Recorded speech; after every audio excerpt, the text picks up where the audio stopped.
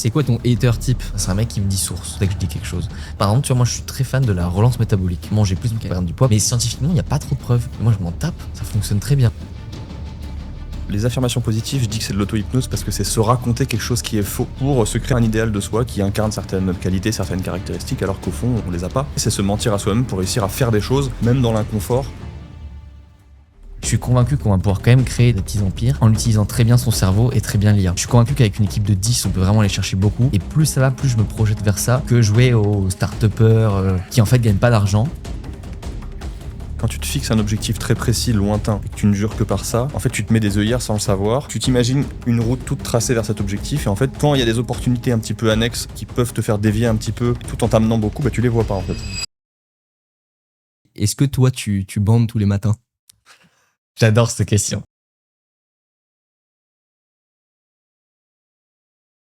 Salut à tous, bienvenue sur le podcast Sous Pression, votre podcast préféré que vous ne connaissez pas encore. Aujourd'hui, on reçoit Flavio. Flavio, merci d'être là. Merci à vous les gars pour l'invite. Je te laisse te présenter rapidement du coup. Eh ben, comment me définir? Je suis quelqu'un qui est passionné de santé. Donc je me suis toujours dit que dès que je ferai un projet dans ma vie, ou même une activité, j'aimerais bien qu'elle soit liée à la santé. Donc c'est pour ça que je suis un passionné de sport, de nutrition. C'est comme ça que j'ai converti d'ailleurs. Et aujourd'hui, j'ai créé plusieurs entreprises dans la santé. Une qui s'appelle Nutripreneur, qui est un marque de compléments alimentaires. Voilà, représente vraiment. Une qui s'appelle Pareto Santé, qui est du coup du coaching santé destiné aux entrepreneurs et aux cadres. Puis j'ai aussi un podcast qui s'appelle Corps et Esprit. Et justement, notre premier invité, c'était Artis. C'est ça.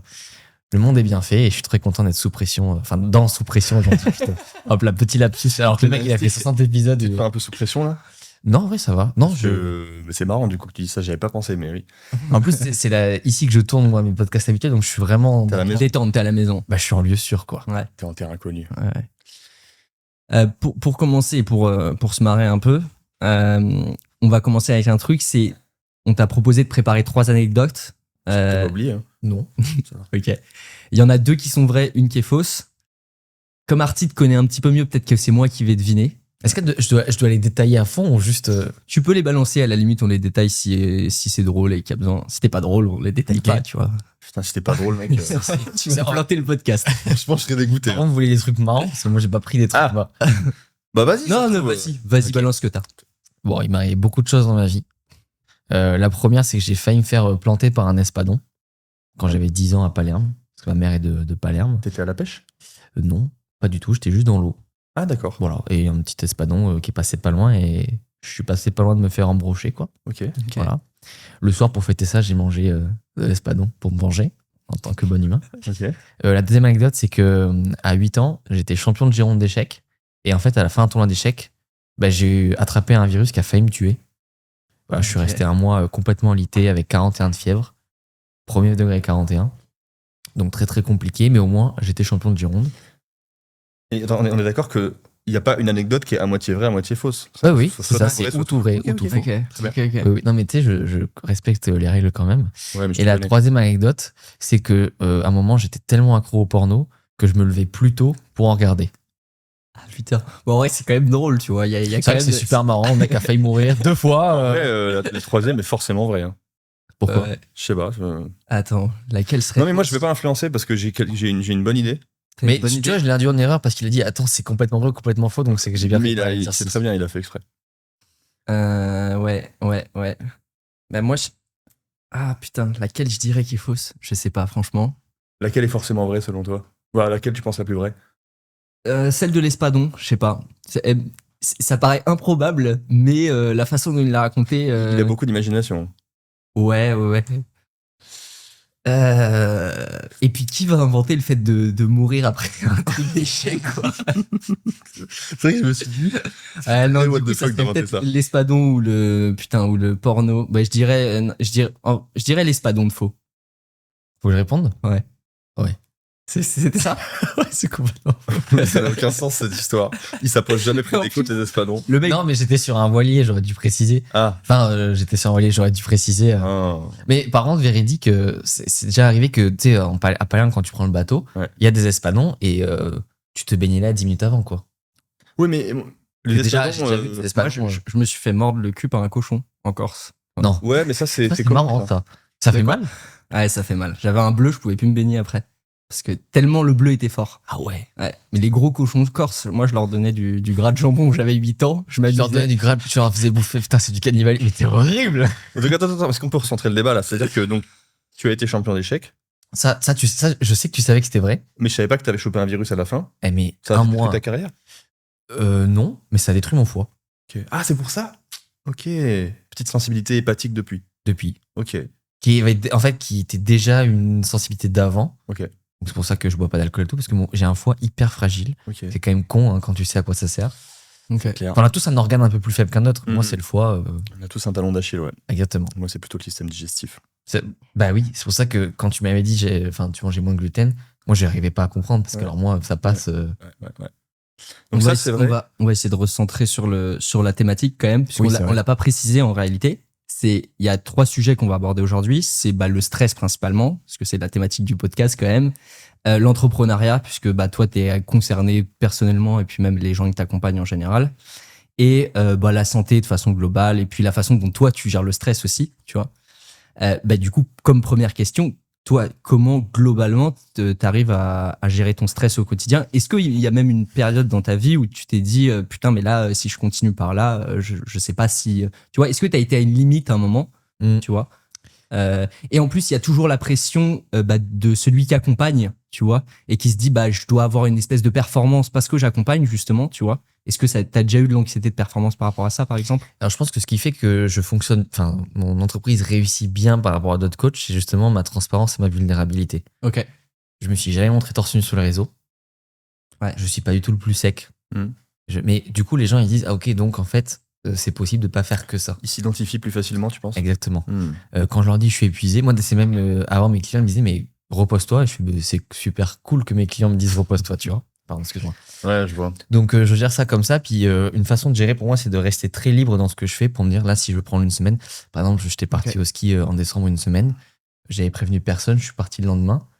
J'étais venu te retrouver à... Ah, Voilà. oui. Et tu vois, c'est une façon de gérer le stress, de se dire, j'ai pas trop de contraintes. Mhm. D'ailleurs, c'est pour ça qu'il y en a plein qui disent, mais pourquoi tu fais pas une levée de fonds avec des investisseurs? Je dis, parce qu'en fait, j'ai pas envie d'un mec qui m'appelle et qui me dit, j'ai Ouais. 200 000 sur la table. Et j'attends des résultats. C'est-à-dire que Ouais. là, par exemple, le mois de juin, c'est un mois où je suis en transition totale sur la boîte. On recrute plein de nouveaux postes, des postes clés. Donc, je sais qu'il y aura beaucoup moins d'argent qui rentre, mais je me suis créé la trésor pour. Et du Ok. coup, je gère le stress comme ça. En fait, je remarque ce qui me fait stresser. Moi, ce qui me fait stresser, c'est quand il y a trop peu d'argent sur les comptes. C'est quand j'ai pas assez de temps pour moi et quand j'ai pas le temps pour faire le sport. Donc, je m'arrange pour ne jamais me retrouver dans. Ou si je me retrouve dans une des situations, que ce soit prévu, tu vois. T'as lancé ta marque de compléments alimentaires cette année ou l'année dernière? Avril 2024, les précommandes. Ok. Août 2024, les livraisons. Ça s'est bien passé globalement, le lancement et tout, c'était pas. Ouais, et je remercie ma copine qui a tout géré. Parce Ok. que c'est elle qui Ouais, a beaucoup parce que cette partie, du coup, tu taffes avec Meryl, qui est ta ouais. copine. qu'on Ok. embrasse fort. Hein. Ça aussi, c'est une particularité quand même de tout faire avec sa copine. Il y a quand même un truc. C'est un engagement et tu fais grossir un truc à partir de ton couple. Donc c'est encore plus de potentiellement de stress quand ça va pas à ce niveau-là, quoi. Comment ça t'impacte, tu vois, par rapport à ça? Tu vois, déjà, c'est intéressant parce que faut bien dissocier. Bon, vie pro, vie perso, c'est dur à dissocier, mais Ouais. en fait, il faut identifier qu'est-ce qui stresse. Ce qui peut être stressant, c'est de se dire, en fait, nos boîtes se cassent la gueule, donc c'est pas toi ou moi qui va financer le couple, on va dire, le train de vie. Personne, puisque c'est nos boîtes. Donc j'insiste sur ce côté trésor parce que c'est des conseils qu'on n'entend pas Ça souvent. peut même retirer un stress du coup que de bosser en couple. Parce qu'il y a plus ce délire de faut que je pourvoie, il faut que C'est ça. j'assure. Ouais, puis il n'y a pas ce côté de elle gagne plus que moi. Ouais. Parce qu'en fait, par définition, on gagne pareil. Bah ouais. Je crois que je gagne un peu plus, mais c'est complètement artificiel. Parce que Quoi. vous êtes associé à 50-50. À 50-50. Ok. Vraiment 50-50. Ok. C'était un choix. T'as dit un truc que je trouve intéressant, c'est de pas s'afficher comme étant le coach parfait, ultra exigeant, qui incarne la perfection. Et du coup, tu te mets moins de pression. En plus, les clients peuvent plus facilement s'identifier et ils voient que tu n'es pas une machine, que tu n'es pas un super-héros et que tu as tes failles toi aussi, quoi. Et je pense alors j'ai fait le deuil de coacher du coup des superstars et tout qui cherchent l'archétype du coach. Oui, mais... Ok. Mais en fait, je me dis que je trouve, vous allez me dire ce que vous en pensez, vu la conjoncture que prend tout ce qui est performance, santé et tout, je pense que c'est les coachs comme moi qui vont réussir. Oui. Déjà actuellement, mais Oui. dans 3-5 ans, on va vouloir s'identifier à un mec qui dit, moi, je bosse dur. Par contre, quand je finis, je joue au tennis, je vais voir mes enfants, je me repose, je bronze. Et ça va être de plus en plus à la mode. Parce qu'on arrive au bout de la logique de l'utilitarisme. Surtout avec l'IA, en fait. L'humain est concurrencé par la machine et du coup, si tu te traites comme une machine, t'as perdu d'avance. T'as perdu. Ouais. Et je suis convaincu qu'on va pouvoir quand même créer des petits empires en utilisant très bien son cerveau et très bien l'IA. Ouais, je suis convaincu qu'avec une équipe de 10, on peut vraiment aller chercher beaucoup. Ouais. Et plus ça va, plus je me projette vers ça que jouer aux start-upers qui en fait gagnent pas d'argent et qui misent tout en fait sur l'image. Le statut qu'ils ont qui leur permettra derrière de vendre des prestations liées au statut, mais pas vraiment à leur entreprise. Pourquoi tu rigoles ? Et ce mec-là, il se fait appeler par son VC qui lui casse les couilles parce qu'il a pas assez de résultats. C'est un truc de fou. Et d'ailleurs, je m'en suis rendu compte parce que à côté de ces gens, je fais beaucoup moins d'argent, mais mon train de vie, imaginons je fais 10 fois moins d'argent, mon train de vie, il n'est pas 10 fois moins inférieur. Et j'ai compris que c'était aussi une question de bénéfice tout. Et je te vois, tu voyages tout le temps, toi. C'est vrai que je voyage pas mal. Hein. Voilà. Tu t'es pas esclave de ton business. Non. Parce que y a beaucoup de gens qui se vautrent, qui fuient dans le travail et qui deviennent esclaves de leur business. Ils ont voulu fuir un esclavagisme pour s'en créer un nouveau. C'est du salariat de luxe peut-être, tu vois. Même pas. Ils sont tous les désavantages du salariat sans les inconvénients. Ouais, c'est vrai, mais c'est important. Et tu vois, de créer le truc de départ de qu'est-ce que je veux moi. Et par exemple, moi, je me suis complètement oublié. Je sais que ce terme vous parle beaucoup. Pendant 2-3 ans, en fait, j'étais plus commercial que créateur de programme. Et donc là, en fait, j'ai une business coach qui m'aide vraiment sur cette partie-là. Elle m'a fait prendre conscience qu'en fait, c'était pas possible. Mais là, les gars, il y a un mois, je serais jamais venu à 13h au podcast. Hein. Impossible. J'aurais été en mode, ok, mais il faut être vite parce qu'à 16h, j'ai un call, peut-être que midi, j'en prends un. Ouais. Tu vois, c'était ça. On s'était vu une fois dans le train et tout. Et justement, tu me disais, c'est compliqué de prendre une pause, sauf si la personne, par exemple, a une forme de genre, le mec est entrepreneur ou tout. Du coup, je vais aller mater un match de foot avec lui, mais en fait, on va discuter du business aussi. Voilà. Et il va y avoir autre chose qui va se passer. Et c'est vrai que c'est facile quand tu es dans l'entrepreneuriat de tomber dans ce truc-là où tu vois l'utilité tout le temps derrière chaque chose et puis t'arrives plus à profiter juste d'un petit truc, quoi. C'est plus simple, quoi. Mais je pense qu'il faut vraiment, en plus, tu vois, alors ça va peut-être paraître utilité, mais avoir des amis de tout. Parce que tu vois, avant, effectivement, quand je voyais un pote, je pense à un pote en particulier, on regardait beaucoup le foot ensemble, je t'en parle que de ça. Et en fait, maintenant, je suis content de me dire avec lui, on va parler de Ronaldo, du Portugal. Parce qu'en fait, ça me va. Par contre, il faut aussi savoir depuis quel cadre tu vas. Si tu vas en mode j'espère que je vais apprendre quelque chose, non. Et à l'inverse, les potes entrepreneurs, quand tu les vois aussi, potes entrepreneurs. J'ai quelques potes entrepreneurs, tu vois, qui sont devenus des potes tout court, mais pas tous. Et c'est ok, en fait. C'est juste, faut savoir depuis quel cadre. Et moi, vous me connaissez, j'étais en mode les gars, je vous aime trop. Et en fait, j'étais en mode putain, s'il n'y a pas de répondant, c'est moi qui me trompais, quoi. Tu vois. Et moi, c'est moi qui me trompais de cadre. Tu vois, j'y allais en mode ami, alors qu'en fait, on était là en mode travail / relation utilitaire. Et ça me dérange pas, ce truc. C'est juste, faut bien savoir depuis quel cadre tu vas voir les gens, tu vois. C'est un des trucs les plus importants, le cadre en général. Par exemple, c'est à cause de ça que les gens s'embrouillent en général. Parce qu'en fait, ils pensent être dans un autre cadre et. Exactement, il faut juste être clair, ou tout le monde soit clair avec toi-même et savoir exactement. Tu vois, une petite anecdote, j'ai une fois un pote entrepreneur qui m'a dit alors quand est-ce que c'est le mariage avec Meryl et tout. Je dis je sais pas et tout. Il fait putain, j'ai hâte d'y être et je t'en tu seras pas. Tu lui as dit? Non. J'ai pas dit parce que je suis trop gentil pour ça, mais je veux dire, tu te rends bien compte qu'en fait, on se voit à des événements. Ah merde. Je connais rien à ta vie. Là, on parle pas un anniversaire, c'est différent. Moi, l'anniversaire, j'aime bien quand on soit beaucoup, parce que je trouve ça trop cool, même de faire rencontrer des gens. Mais là, un mariage, c'est différent. T'auras ma grand-mère en fauteuil roulant à 95 ans, tu vois, c'est pas. Ouais, on n'est pas là pour parler de ROI, Exactement, on est là pour parler pourquoi tu l'as fait à l'église, parce qu'en fait, tu vois. Donc en fait, non, c'est pas suffisant que je connais de toi pour te faire venir à mon mariage. Et c'est pas méchant, c'est juste un constat. Non, c'est juste que faire la part des choses. Mais c'est vrai que les gens ont tendance à un peu tout mélanger. Ouais, il y a beaucoup. Moi, j'étais là-dedans aussi à une époque de tout mon cercle social était construit pour être utile et pour m'aider à avancer dans le business. Mais en fait, tu ne construis pas des relations authentiques et profondes comme ça. Beaucoup plus difficilement parce que tu t'adresses à des gens qui sont pas dans ce besoin-là, en fait. C'est pas ça qu'ils cherchent. Ou s'ils le cherchent, ils font la même erreur que toi. Je connais un gars que toi, je sais pas si tu connais, tu connais, je tairai son nom pour le podcast, qui a fermé sa boîte là récemment. C'est pas celui que tu penses. Et du coup, on s'est vu. Moi, je suis très empathique. Et je me suis rendu compte qu'il était bien seul. Bah oui, il a fermé sa boîte, plus de valeur, aux yeux de beaucoup. Et terrible, tu vois. Et je me dis, putain. Quand t'existes à travers uniquement ton image. Ouais, c'est pour ça que. Je connais quelqu'un qui accompagne des gens, notamment des stars et des trucs comme ça en perso. Et il dit que plus la personne est connue, plus c'est vide à l'intérieur. Quelle surprise. c'est logique. Tu passes ta vie à développer ton image, tu vois. Et donc, forcément, tu développes rien à l'intérieur, quoi. C'est ce qui est vraiment important, quoi. Si je balance une grosse dinguerie, ça m'a beaucoup fait ça quand j'ai Mais je t'en rencontré prie, Flavio. bah oui, on est sous pression, on y va. Relâche la pression. Non, mais en vrai, ça va. Beaucoup de créateurs de contenu que j'admirais, mais j'étais vraiment incroyable. Et quand je les ai rentrés dans la vraie vie, ça a été un peu, tu sais, le petit enfant La qui douche se prend froide. la douche froide de me dire ah, mais c'est si vide que ça. Ouais. Où est l'enfant? Ça m'est déjà arrivé. Mais, La semaine dernière. voilà, mais c'est pas juste en mode. En fait, ils sont très bons dans ce qu'ils font. Mhm. Mais en fait, si tu vas avec eux pour discuter d'autres choses, je sens qu'il n'y a pas de répondant. J'ai pas les mots. Je suis sidéré. Mais en fait, tu te rends compte du coût que ça coûte de développer ce truc-là, en fait. Oui, Et, de toujours être en représentation sur ça, mais surtout c'est terrible. Moi aussi, je l'ai été, hein, et je le suis encore un peu, tu sais. Ouais. C'est normal, j'en ressors là-dessus, je suis en train de mettre les sous. Ah, il y a autre chose, en fait. Mais ouais. Et je pense qu'on sera beaucoup plus comme nous, et que demain, on va être beaucoup plus comme ça. Et en fait, je pense que tous les trois, on a une bonne intuition, si on saura vite qui est là pour carrément. de vrai, et qui, en fait, a juste capté l'intérêt de dire qu'il est comme nous. Vous voyez ce que je veux Quand dire? tu sais lire les gens, quand tu sais lire entre les lignes et tu sais déceler les intentions profondes des gens, tu le vois. C'est assez Ouais, concis, voilà, souvent. c'est ça. Donc ça, c'est super. Et je pense que les gens comme nous, là, en fait, on a juste l'inconvénient aux yeux des autres d'y aller plus doucement. Mais pour moi, c'est Mec, on bâtit des fondations solides et tu peux pas bâtir haut si tes fondations sont pas solides, parce que si tu le fais sans avoir de fondation, ça s'effondre un jour. Ben moi, tous les trucs qui m'empêchaient d'augmenter, tu vois, d'améliorer mon business, c'était des problèmes perso.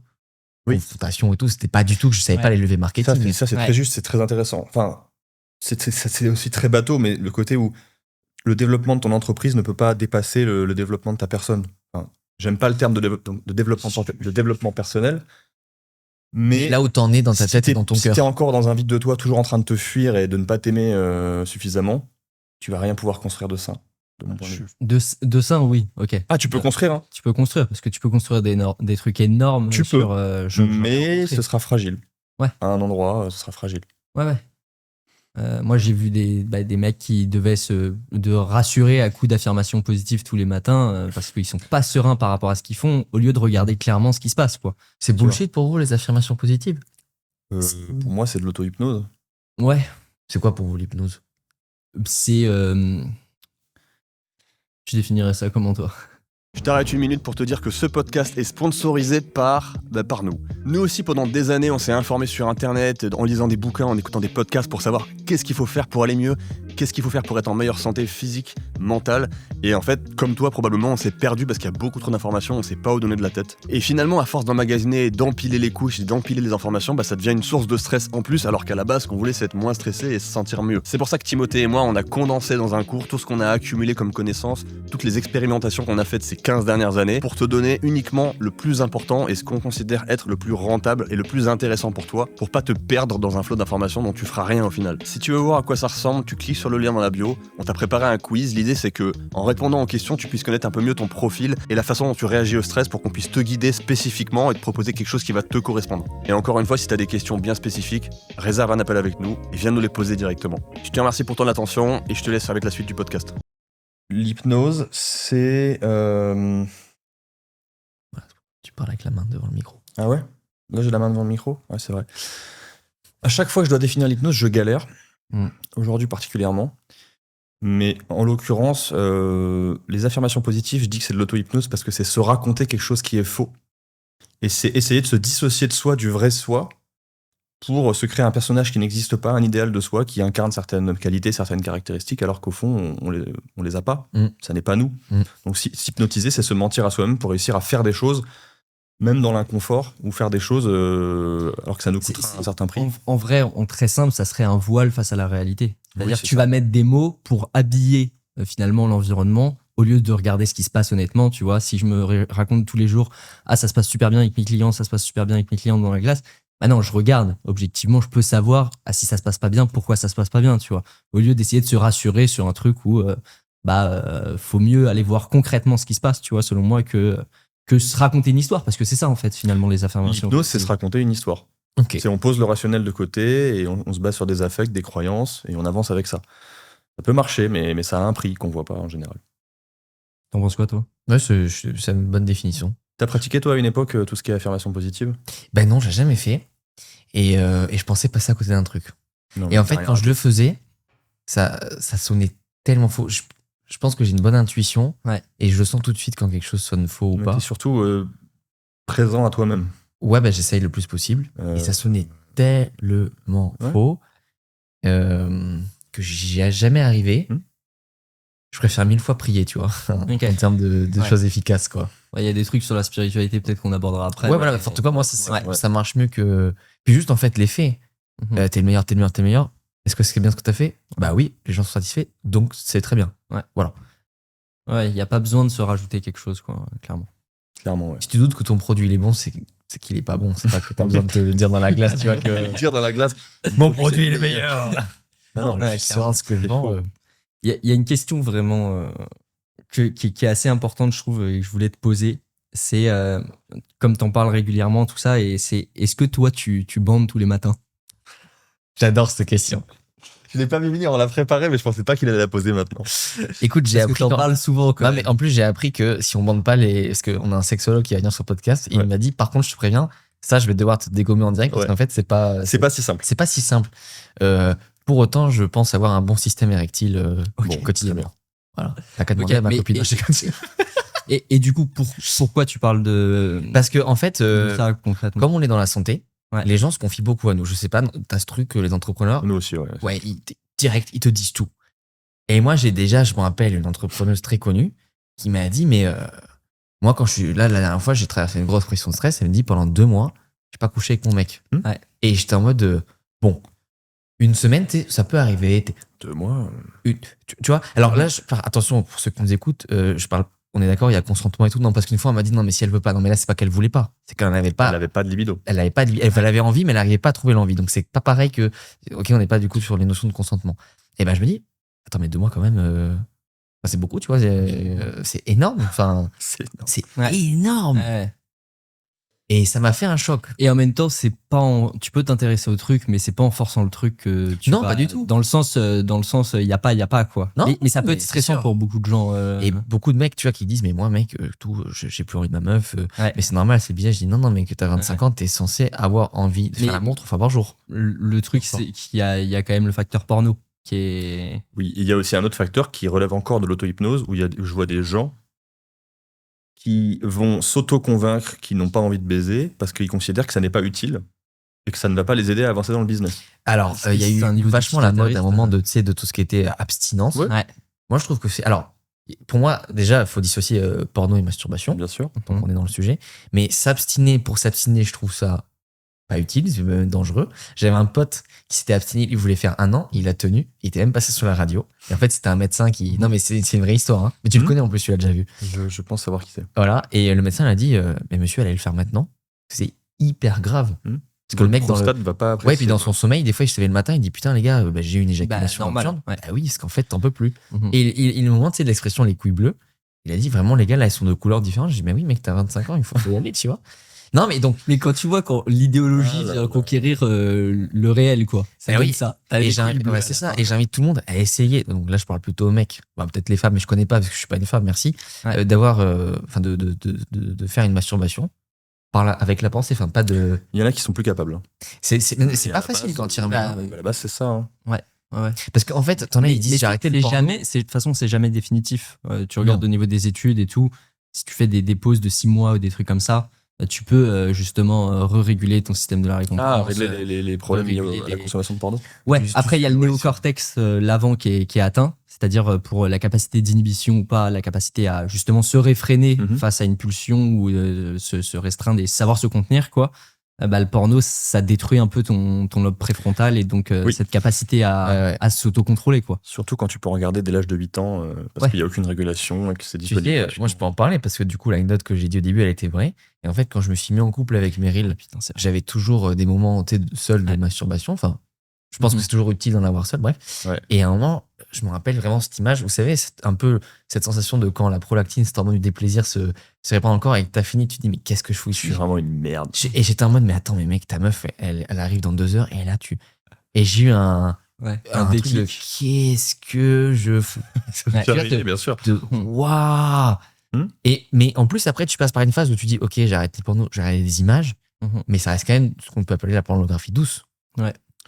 Oui. Franchement, Et puis le faire softporn. sous la douche, j'invite tout le monde à essayer de le faire. Bien sûr, Tu c'est vois. ma passion. Voilà. Non, Il y a une population qui ne va vous se touchez pas branler avec en ayant un Flavio dans un coin de sa tête. Ça. Ah, mais... Attends, mais tu sais que j'ai un gars, putain, c'est Thibault Louis, je l'embrasse. Il dit depuis que tu m'as dit que c'était important de bander, il dit tous les matins quand je bande, je pense à toi. Il débande direct. Non, mais Ouais, tu sais pas. Hell yeah. Non, mais tu vois, c'est des sujets importants. Ouais. Et je pense que c'est des sujets tabous pour les mecs, mais aussi pour les femmes.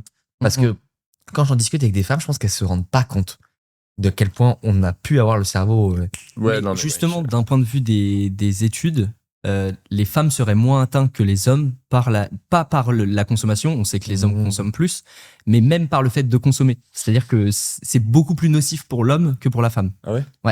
Ok, ouais, merde. Intéressant. C'est Je pense que les mecs, on a un sujet avec la dopamine encore plus présent en moyenne. Oui, je pense. Ouais. Je pense qu'on est Et tous. puis, Bah, puis les- plus de pulsions. les grosses addictions, il y a quand même beaucoup d'hommes, par exemple, addiction aux jeux d'argent ou ce genre de trucs. Tu retrouves pas trop un public féminin, en fait, en général. Ouais, et c'est pas qu'une question de Et société, je pense. C'est hein, le côté aller vers l'extrême. Aller vers l'extrême et tout ça. Je pense qu'il y a des facteurs évolutionnistes et des facteurs sociétaux, mais les deux s'entrecroisent et les deux se nourrissent les uns les autres. Donc, Non, mais oui, complètement. ouais, Bah, clairement. à ce propos, il y a la testostérone. Toi, tu abordes souvent, justement, et tout. La diminution de la testostérone et tout. Tu peux nous en dire plus par rapport à En fait, une ce qui se fois, passe? j'ai demandé à mon médecin de me mettre la testostérone. Qu'est-ce qu'il t'a répondu? Il m'a dit, mais vous avez pas 65 ans. Je dis, mais monsieur, Ça sert à rien. c'est pas grave. Mettez-moi la vitamine D. Ben non, vous allez pas mourir. Je fais, c'est pas grave, mettez-la moi quand même. Mais c'est payant. Combien? 18 €. Ben mettez-la moi. Tu vois. Allez. Et en fait, je mesure le taux et je me surprends à être pile dans la moyenne. Ok. Je me dis, merde, C'était quand? 22 ans. Ok. 22 ans, putain, oui. Bon, après, j'apprends que c'est pas que c'est la testostérone. Ok, c'est plus compliqué que ça. Mais dans l'absolu, je me renseigne et je me rends compte que tous les ans, les taux de testostérone sont redéfinis. La moyenne, elle redescend, mec. Oui, parce qu'en fait, ils te prennent tous les gens qui se font tester, ils te font la moyenne. Et il faut Mais un qui te fait échantillon. tester? C'est les grands-parents. Donc je me dis, putain, mais j'ai la moyenne des grands-parents. C'est une catastrophe. Attends, t'es sûr de ça? Oui, François Benavent t'a validé. C'est Donc un si scandale. François Benavent valide, je suis Donc, assez... en fait, comme d'habitude, on ne peut pas se fier au seuil et aux moyennes parce qu'en fait, on Bah, fait ce qu'on veut au Mais chiffre. ça fluctue et même d'un laboratoire à l'autre, c'est pas les mêmes normes. C'est ça que d'ailleurs, j'arrive pas trop à comprendre pourquoi la vitamine D, là je suis à 50, là je suis à 35. Bon, bref. Mais du Donc coup. le bon indicateur, c'est le braquemar le matin. Exact. Mais le sexologue va venir détruire cet argument. Non, mais il y a des signes de testostérone. Toi, chez mec, la motivation en est un. Bah oui, bien sûr. Physiquement aussi, un mec qui prend du gras comme ça trop facilement, ça peut être. Bon, il y a le métabolisme, Il y a le vote aussi. le droit de vote, Non, le vote, le vote. en fonction du taux de testostérone. Ok, non, mais je savais pas ce qu'on pouvait dire sur ce podcast. On peut tout Mais, dire sur ce podcast parce qu'à la fin, en fait, on choisit de garder ce qu'on veut. Ah, parce que je fais pas de montage. Donc, en fait, c'est si pour j'ai ça. envie de te dire, tu t'es plaint il y a pas longtemps que. Non, Ah Non, mais il y a pas longtemps, tu m'as dit que ouais, il y avait un de tes clients qui t'a. Je suis désolé, je change complètement de sujet, mais ça me fait marrer. Vas-y, Tu vas-y. m'avais dit qu'il y a un de tes clients qui t'avait dit qu'il faisait caca mou et que ça lui Ah semblait oui. totalement normal. J'ai un client qui m'a dit, écoute, ça fait 5 ans, j'ai écouté une de tes vidéos. Moi, il m'a dit comme ça, je chimou tous les matins, je chie liquide. Depuis 5 ans. Depuis 5 ans, il dit, Y a je vois pas pas de le problème. Ouais. Sauf qu'en fait, il a 24 ans.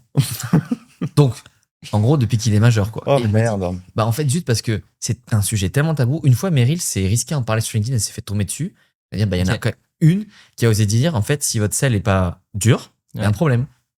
Non, mais attends, s'il y a un peu. Non, mais les gars, c'est censé. D'ailleurs, pour parler même poliment, on est censé faire des perfects à chaque fois, quoi. Tu vois Oui. ce que je veux dire dans l'idée. Bon, Ouais. après, nous, les mecs, on a des poils, c'est un sujet, on s'en bat les couilles. Mais tu vois, Ça dépend de la régularité, en fait, c'est surtout ça. Oui, ou même des gens qui disent, 80% du temps, c'est ça. tes selles, elles sont. C'est problématique, quoi. Et c'est un bon indicateur de santé. Ouais. Moi, en bas de chez moi, tu vois, j'ai un mec qui fait c'est un petit Syrien. J'ai mangé une fois, mes selles m'ont répondu qu'il fallait plus y aller. J'y vais plus. Ouais. Non, mais c'est immédiat. T'as peut-être une tolérance, une mauvaise tolérance aux épices. Non, là, c'est le bœuf, hein, je pense. Ah, ok, ok. Qui est de- Non, ouais, c'est autre Mais chose. tu vois, ça, c'est intéressant. Ou même des gens qui disent, moi, j'y vais tous les 2 jours, tous les 3 jours. Ouais.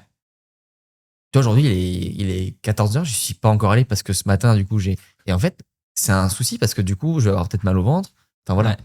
Il y a beaucoup de gens Ouais. aussi qui peuvent pas aller parce qu'ils sont au travail. Enfin, bref, c'est très compliqué, tu Tu vois. veux, j'ai des figues séchées. 9 grammes de fibres au 100 grammes. Eh ben, je vais y aller dans la minute qui suit. Voilà, on quoi. va voir ça après. Ouais. Est-ce que tu sais si si j'ai déjà entendu ça et en fait j'ai pas été vérifié, le faire trop de sport peut atteindre la libido justement. Ah bah grave. Bah alors. Et du coup, toi t'as un bon rythme de sport ou pas quand même? Oui, mais alors trop de sport, c'est. Tu me diras ce que t'en penses aussi, Mhm. parce que j'imagine que tu t'y connais bien sur le sujet, mais c'est le côté où, en fait, tu peux pas récupérer. Si tu fais 5 heures de sport par jour, Ouais. mais que tu fais 4 heures de sieste, Ouais. c'est OK. Mais quand tu fais 3 heures de sport par jour et que t'as des gosses, tout, tu récupères pas. Donc c'est toujours une question de récupération effort. Ok. Et j'ai une amie qui sort avec un rugbyman. Bah, elle me dit, hein, Il se passe pas on la voit grand-chose. pas. Hein. Là, il y a, tu vois, Ouais. la bite. Voilà. Ah, On la voit pas. d'accord. Parce qu'il en fait, il est toujours fatigué. Il joue à un haut niveau, Ouais, donc en fait, il est tout le temps fatigué. exactement. Mais en fait, c'est pas qu'une question de sport, c'est une question de surcharge. Oui, en un mec général. qui dort pas, il faut aura du- pas de- Il faut, voilà. il faut du temps pour avoir pour baiser en général, quoi. Il faut du temps. Oui, il y a ça aussi, mais non, mais le sujet, je trouve le sujet de fond. Si t'as- Je dois faire la tête.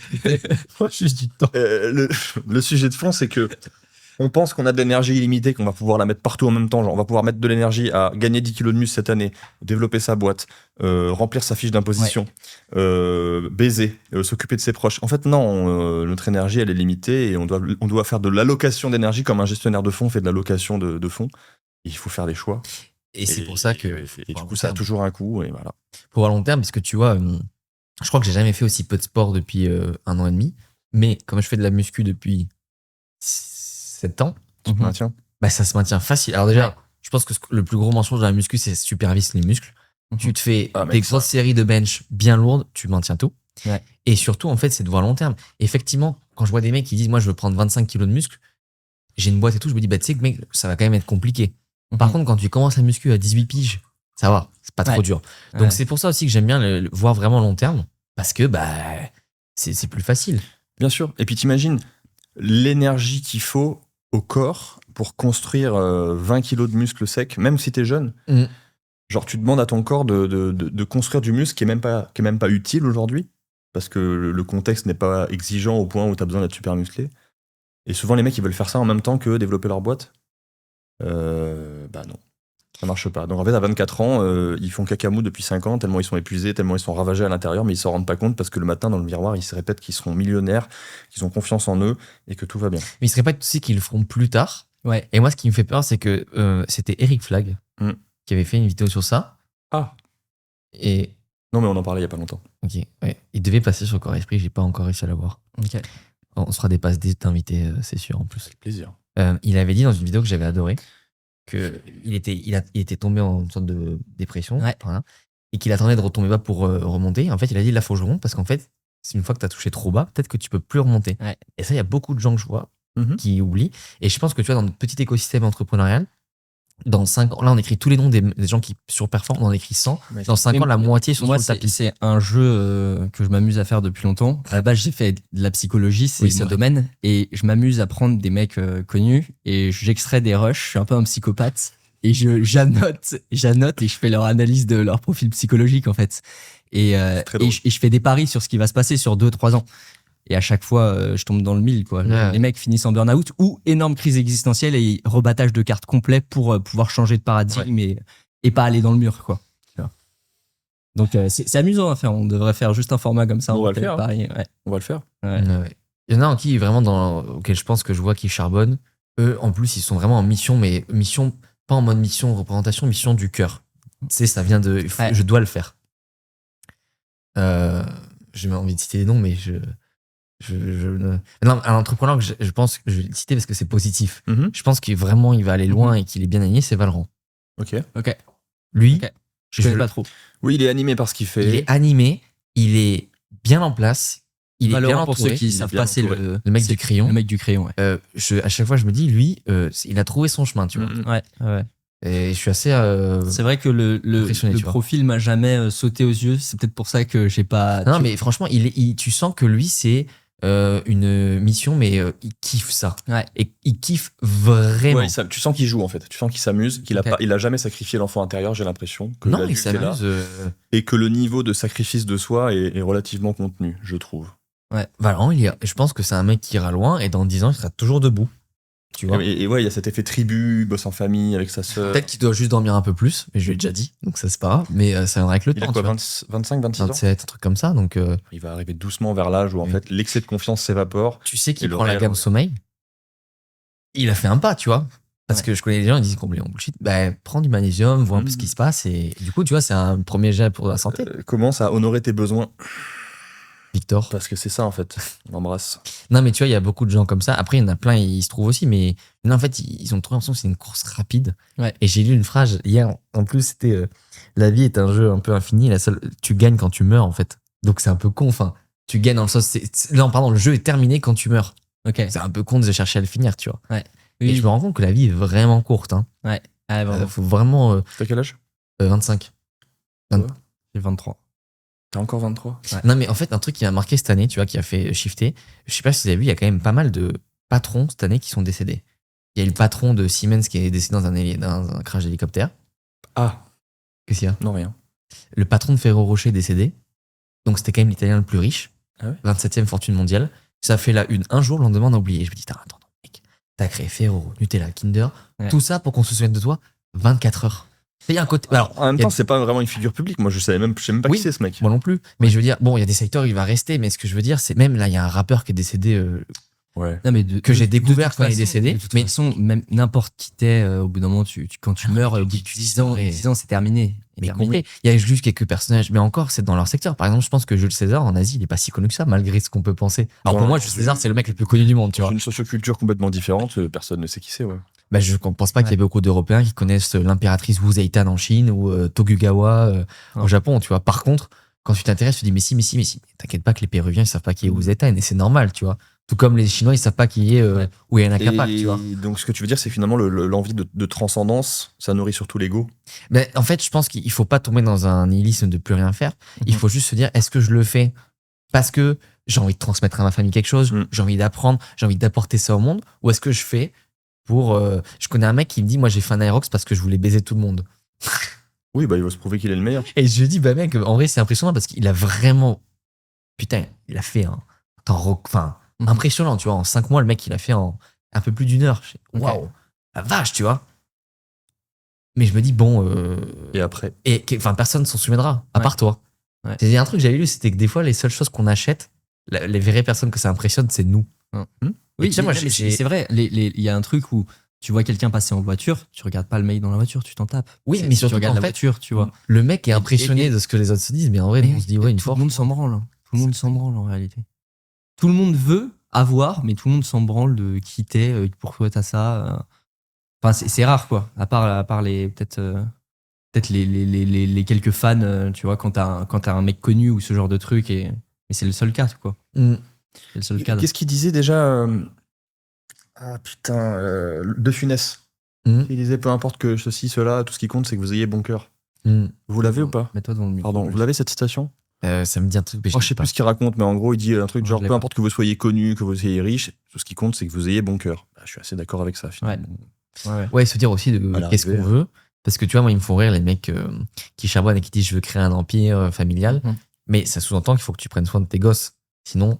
Non, mais. Et tu pas vois, seulement sur le plan financier. Exactement. C'est-à-dire. J'ai bah, j'ai passe du discuté temps. très souvent justement avec des mecs comme ça qui m'expliquent qu'ils font ça pour leur famille et tout. Et je viens recadrer avec eux le fait qu'ils font ça pour eux en réalité, pour leur ego.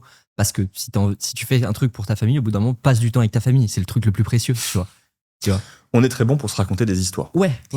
J'avais une fille qui était à Tech Deco, en étude avec moi à l'époque. Vraiment, elle avait une situation financière très aisée parce que son père était pilote chez Air France. Ok. Elle dit voilà, elle gagne entre 20 et 25 000 euros. J'ai les billets gratuits. Elle a quel âge juste la Euh, fille? Bah, elle doit avoir mon âge. Ok, peut-être que je la connais, je sais pas. Bah, écoute, on verra en off. Et elle me dit voilà, en plus, on a plein d'avantages. Et on avait un jour un exercice en cours, on devait faire un coup de gueule. 10 minutes, on devait écrire un texte sur quelque chose qui nous énervait. Et elle a écrit sur son père. Elle dit tu me ramenais les plus beaux souvenirs du monde, mais j'en ai aucun avec toi. Ouais. Ouf. Et cette phrase, bah, je m'en souviens 7 ans après. Ouais, J'ai mais elle est écrit- marquante, vraiment. Bah oui, parce qu'en fait, elle dit t'aurais dû gagner 4 fois moins, mais au moins je t'aurais vu. Ouais. Et du coup, bah, elle a rien construit avec son père, si ce n'est monte dans l'avion, rejoins-moi en tropique. Ça, c'est là, à notre âge, maintenant, c'est trop bien si ton Ouais. parent il te sort ça, mais à l'époque, t'as juste envie de dire mais je te vois pas. Et Ouais. tu te dis waouh, Et ok. c'est puissant. Franchement, cette anecdote, elle fait froid dans le dos, tu vois. Ouais, elle m'a pris dans le ventre. Et après, t'en as, ils disent moi, je fais ça avant, comme ça, après, je me repose avec ma Ouais. famille, mais j'y Non, crois mais pas. Ça, c'est l'histoire que tu te racontes. Mais on est tellement fort pour ça. Se raconter Bah ouais. des histoires Ouais. pour se conforter pour conforter l'ego, pour se conforter dans l'idée que c'est lui qui doit diriger tout. Au bout d'un moment, les choses se passent maintenant, quoi. Si tu veux vraiment mettre un truc en place, il faut le faire maintenant, quoi. Sinon, une perte de poids, ça se démarre maintenant. C'est pas quand j'ai scalé ma boîte. Non. Parce qu'après, t'auras l'argent pour bouffer au resto tous les midis et t'auras plus envie de. Oui, c'est ça. Et à la limite, tu pourras te payer des soins médicaux, mais c'est un peu con, quoi. C'est con, mais ouais. T'as beaucoup de mecs, justement, toi, qui viennent et qui sont vraiment stressés, et c'est la raison pour laquelle ils veulent se mettre au sport ou pas, dans les gens qui t'accompagnent, ou c'est plus. C'est quoi la préoccupation des gens qui viennent te voir en général? Bah, leur corps. Leur corps? Leur image. Ouais, mais il y a un peu. Non, parce qu'il y a un peu un côté. Ça se voit pas, mais moi, je le vois. Ok. Mais oui, il y a beaucoup d'images. Il y a beaucoup de je me sens pas bien. Bah, c'est une bonne porte d'entrée, l'image de soi, pour ensuite aller travailler sur des sujets plus profonds. Oui, parce qu'en fait, quand ils viennent pour une perte de poids, ils repartent toujours avec un meilleur sommeil et tout, en guise de prime. Ouais. Surtout que quand t'as pris 30 kilos sur 10 ans, moi, en 6 mois, je peux te redonner une bonne santé. Mais en 6 mois, ton métabolisme ne va pas aussi bien fonctionner que dans 3-4 ans. Non, c'est pas magique. Et en fait, ce qui est dur pour ces gens-là, c'est de se dire que demain, tu veux devenir le crack en montage, tu montes du matin au soir. Tu peux pas faire du sport au matin au soir. La santé, il y a un côté naturel et c'est lent. Il y a un côté, tu peux pas hacker la vie, tu peux pas accélérer. Il n'y a pas de raccourci. Mais c'est comme d'un point de vue psychologique. Tu régules tout, tu remets les choses en place et tout ça, mais le temps que ça change dans ton environnement évolue, bah, tu peux mettre 3 ans en fait à accompagner le truc pour avoir un environnement plus sain et tout. Et c'est rare de faire du jour au lendemain, quoi. Et donc, il y a un truc où ça s'est passé intérieurement. Maintenant, il faut que l'extérieur change. Et c'est la même chose avec le corps, quoi. Il y a eu un changement, mais après, il faut vraiment le vivre, quoi, l'incarner, en gros, et que le corps l'incarne, en quelque sorte. Et il y a une différence entre j'ai compris le concept et il s'applique. Moi, ça fait un peu plus d'1 an que je fais un gros travail psy sur moi. Parce que, de toute façon, on en avait parlé. Au début, je comprends, mais je vois pas. Et là, je commence à me dire, ah, ok. Ça y est, tu commences à intégrer. Et là, par contre, une fois que ça s'intègre assez vite. Ouais, mec. Ça, je trouve que. Et ta vie, elle change. Et tu fais pas d'effort pour qu'elle change. Oui, c'est naturel. C'est vraiment ça. Première étape, comprendre la chose. Et ensuite, il y a tout le reste. Le ressentir, l'incarner, le vivre. Tu fonctionnes beaucoup aux objectifs, toi, ou pas, en général? Justement, par rapport à ça, parce que ça vient dans le... En fait, sans m'en rendre compte. Parce que j'ai jamais consciemment dit c'est tel objectif. Ouais. Parce qu'en fait, je me suis toujours dit que j'ai pas peur d'échouer, paradoxalement. Enfin, ok. C'est un jeu pour toi, l'objectif? Bah non, parce que quand j'échoue, je me dis j'ai quand même appris quelque chose. Ok. Ça, c'est quand même vrai. Tu vois, je peux pas trop le Donc, cacher. t'es à l'aise avec l'échec? Bah, sur cette partie-là, oui. Ok. Ouais. Par exemple, pour les trucs futiles, tu vois, j'ai pas d'objectif. Hein. Je sais qu'il y en a, par exemple, qui sont vraiment mauvais joueurs. Ouais. Moi, on fait un tennis, je veux quand même te gagner, mais si je perds, je vais quand même bien manger et bien dormir, tu vois. Parce que c'était un jeu. Pour moi. Ouais. Bon. Après, objectif, non, justement, je fonctionne pas assez sur ça et je me suis un peu. Justement, j'avançais trop un peu à l'émotion. Bah, lui, il est cool. Ça, c'est sympa. Voilà, comme ça. C'est une moto qui démarre dehors et dans 2 minutes, elle est partie. Toujours pendant une podcast, t'inquiète. Et les gens n'entendront pas, normalement. Ok. Donc, qui connaît la salle par cœur. Mais non, mais voilà, comme pour les objectifs. Je sais pas comment vous fonctionnez, vous. En même temps, c'est bien d'avoir des objectifs, mais c'est dur de les fixer, tu vois. Alors, ça, on peut t'en parler, mais je te laisse la main. Vas-y, Tim. Moi, le truc, c'est je me mets des caps pour des directions, mais je pense pas que tu as besoin de plus que, par exemple, 10 minutes par jour pour penser à tes objectifs. La plupart du temps, il faut faire des trucs après dans la journée, tu vois. T'es pas obligé de faire de la stratégie. Tu sais, il y a beaucoup de gens qui sont bloqués dans leur tête en mode je fais tel objectif. Attends, est-ce que je suis sûr de la bonne stratégie? Non, tu peux pas savoir. Au bout d'un moment, il faut aller tester, tu vois. Donc, il y a pas besoin d'avoir beaucoup. Et beaucoup dans le sens beaucoup de temps passé à ça, quoi. L'objectif sert à assez peu. C'est bien d'avoir une direction pour savoir se lancer, mais pas s'en faire dépendre dans le sens ça arrive pas, j'essaye de mettre en place les trucs. Après, s'il y a les résultats, au bout d'un moment, je peux faire au mieux, tu vois, mais je peux pas faire plus que mieux, tu vois.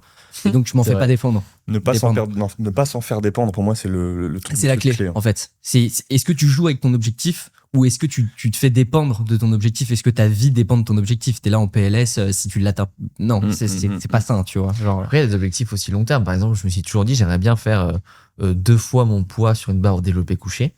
Ouais. Donc, c'est une barre à 140. Mais si je le fais dans 10 ans, ça me va très bien. Ouais. Juste, je fais mes séries de bench. Ouais. Et quand je vois que je suis vers 115, 120, je me dis, bon. En fait, tu t'es fixé un cap. Ouais. Et on y va tranquille, quoi. Et je trouve que c'est le truc de faire grossir une chose naturellement à son rythme, tu vois. Que ça soit une entreprise, toi, là, sur de la prise de masse ou sur de la levée, enfin, de la développé fonte, couché. ouais. c'est faire genre le délai. En fait, il y a un côté très subjectif. C'est pas toi qui va contrôler le délai dans lequel ça se fera, tu vois. Et si tu le contrôles purement, bah tu risques justement de casser cette barrière avec le réel qui parfois te renvoie complètement autre chose, tu vois. Et tu contrôles pas ça. Et ça, c'est angoissant pour beaucoup de gens, quoi. Carrément. Non, mais de fou.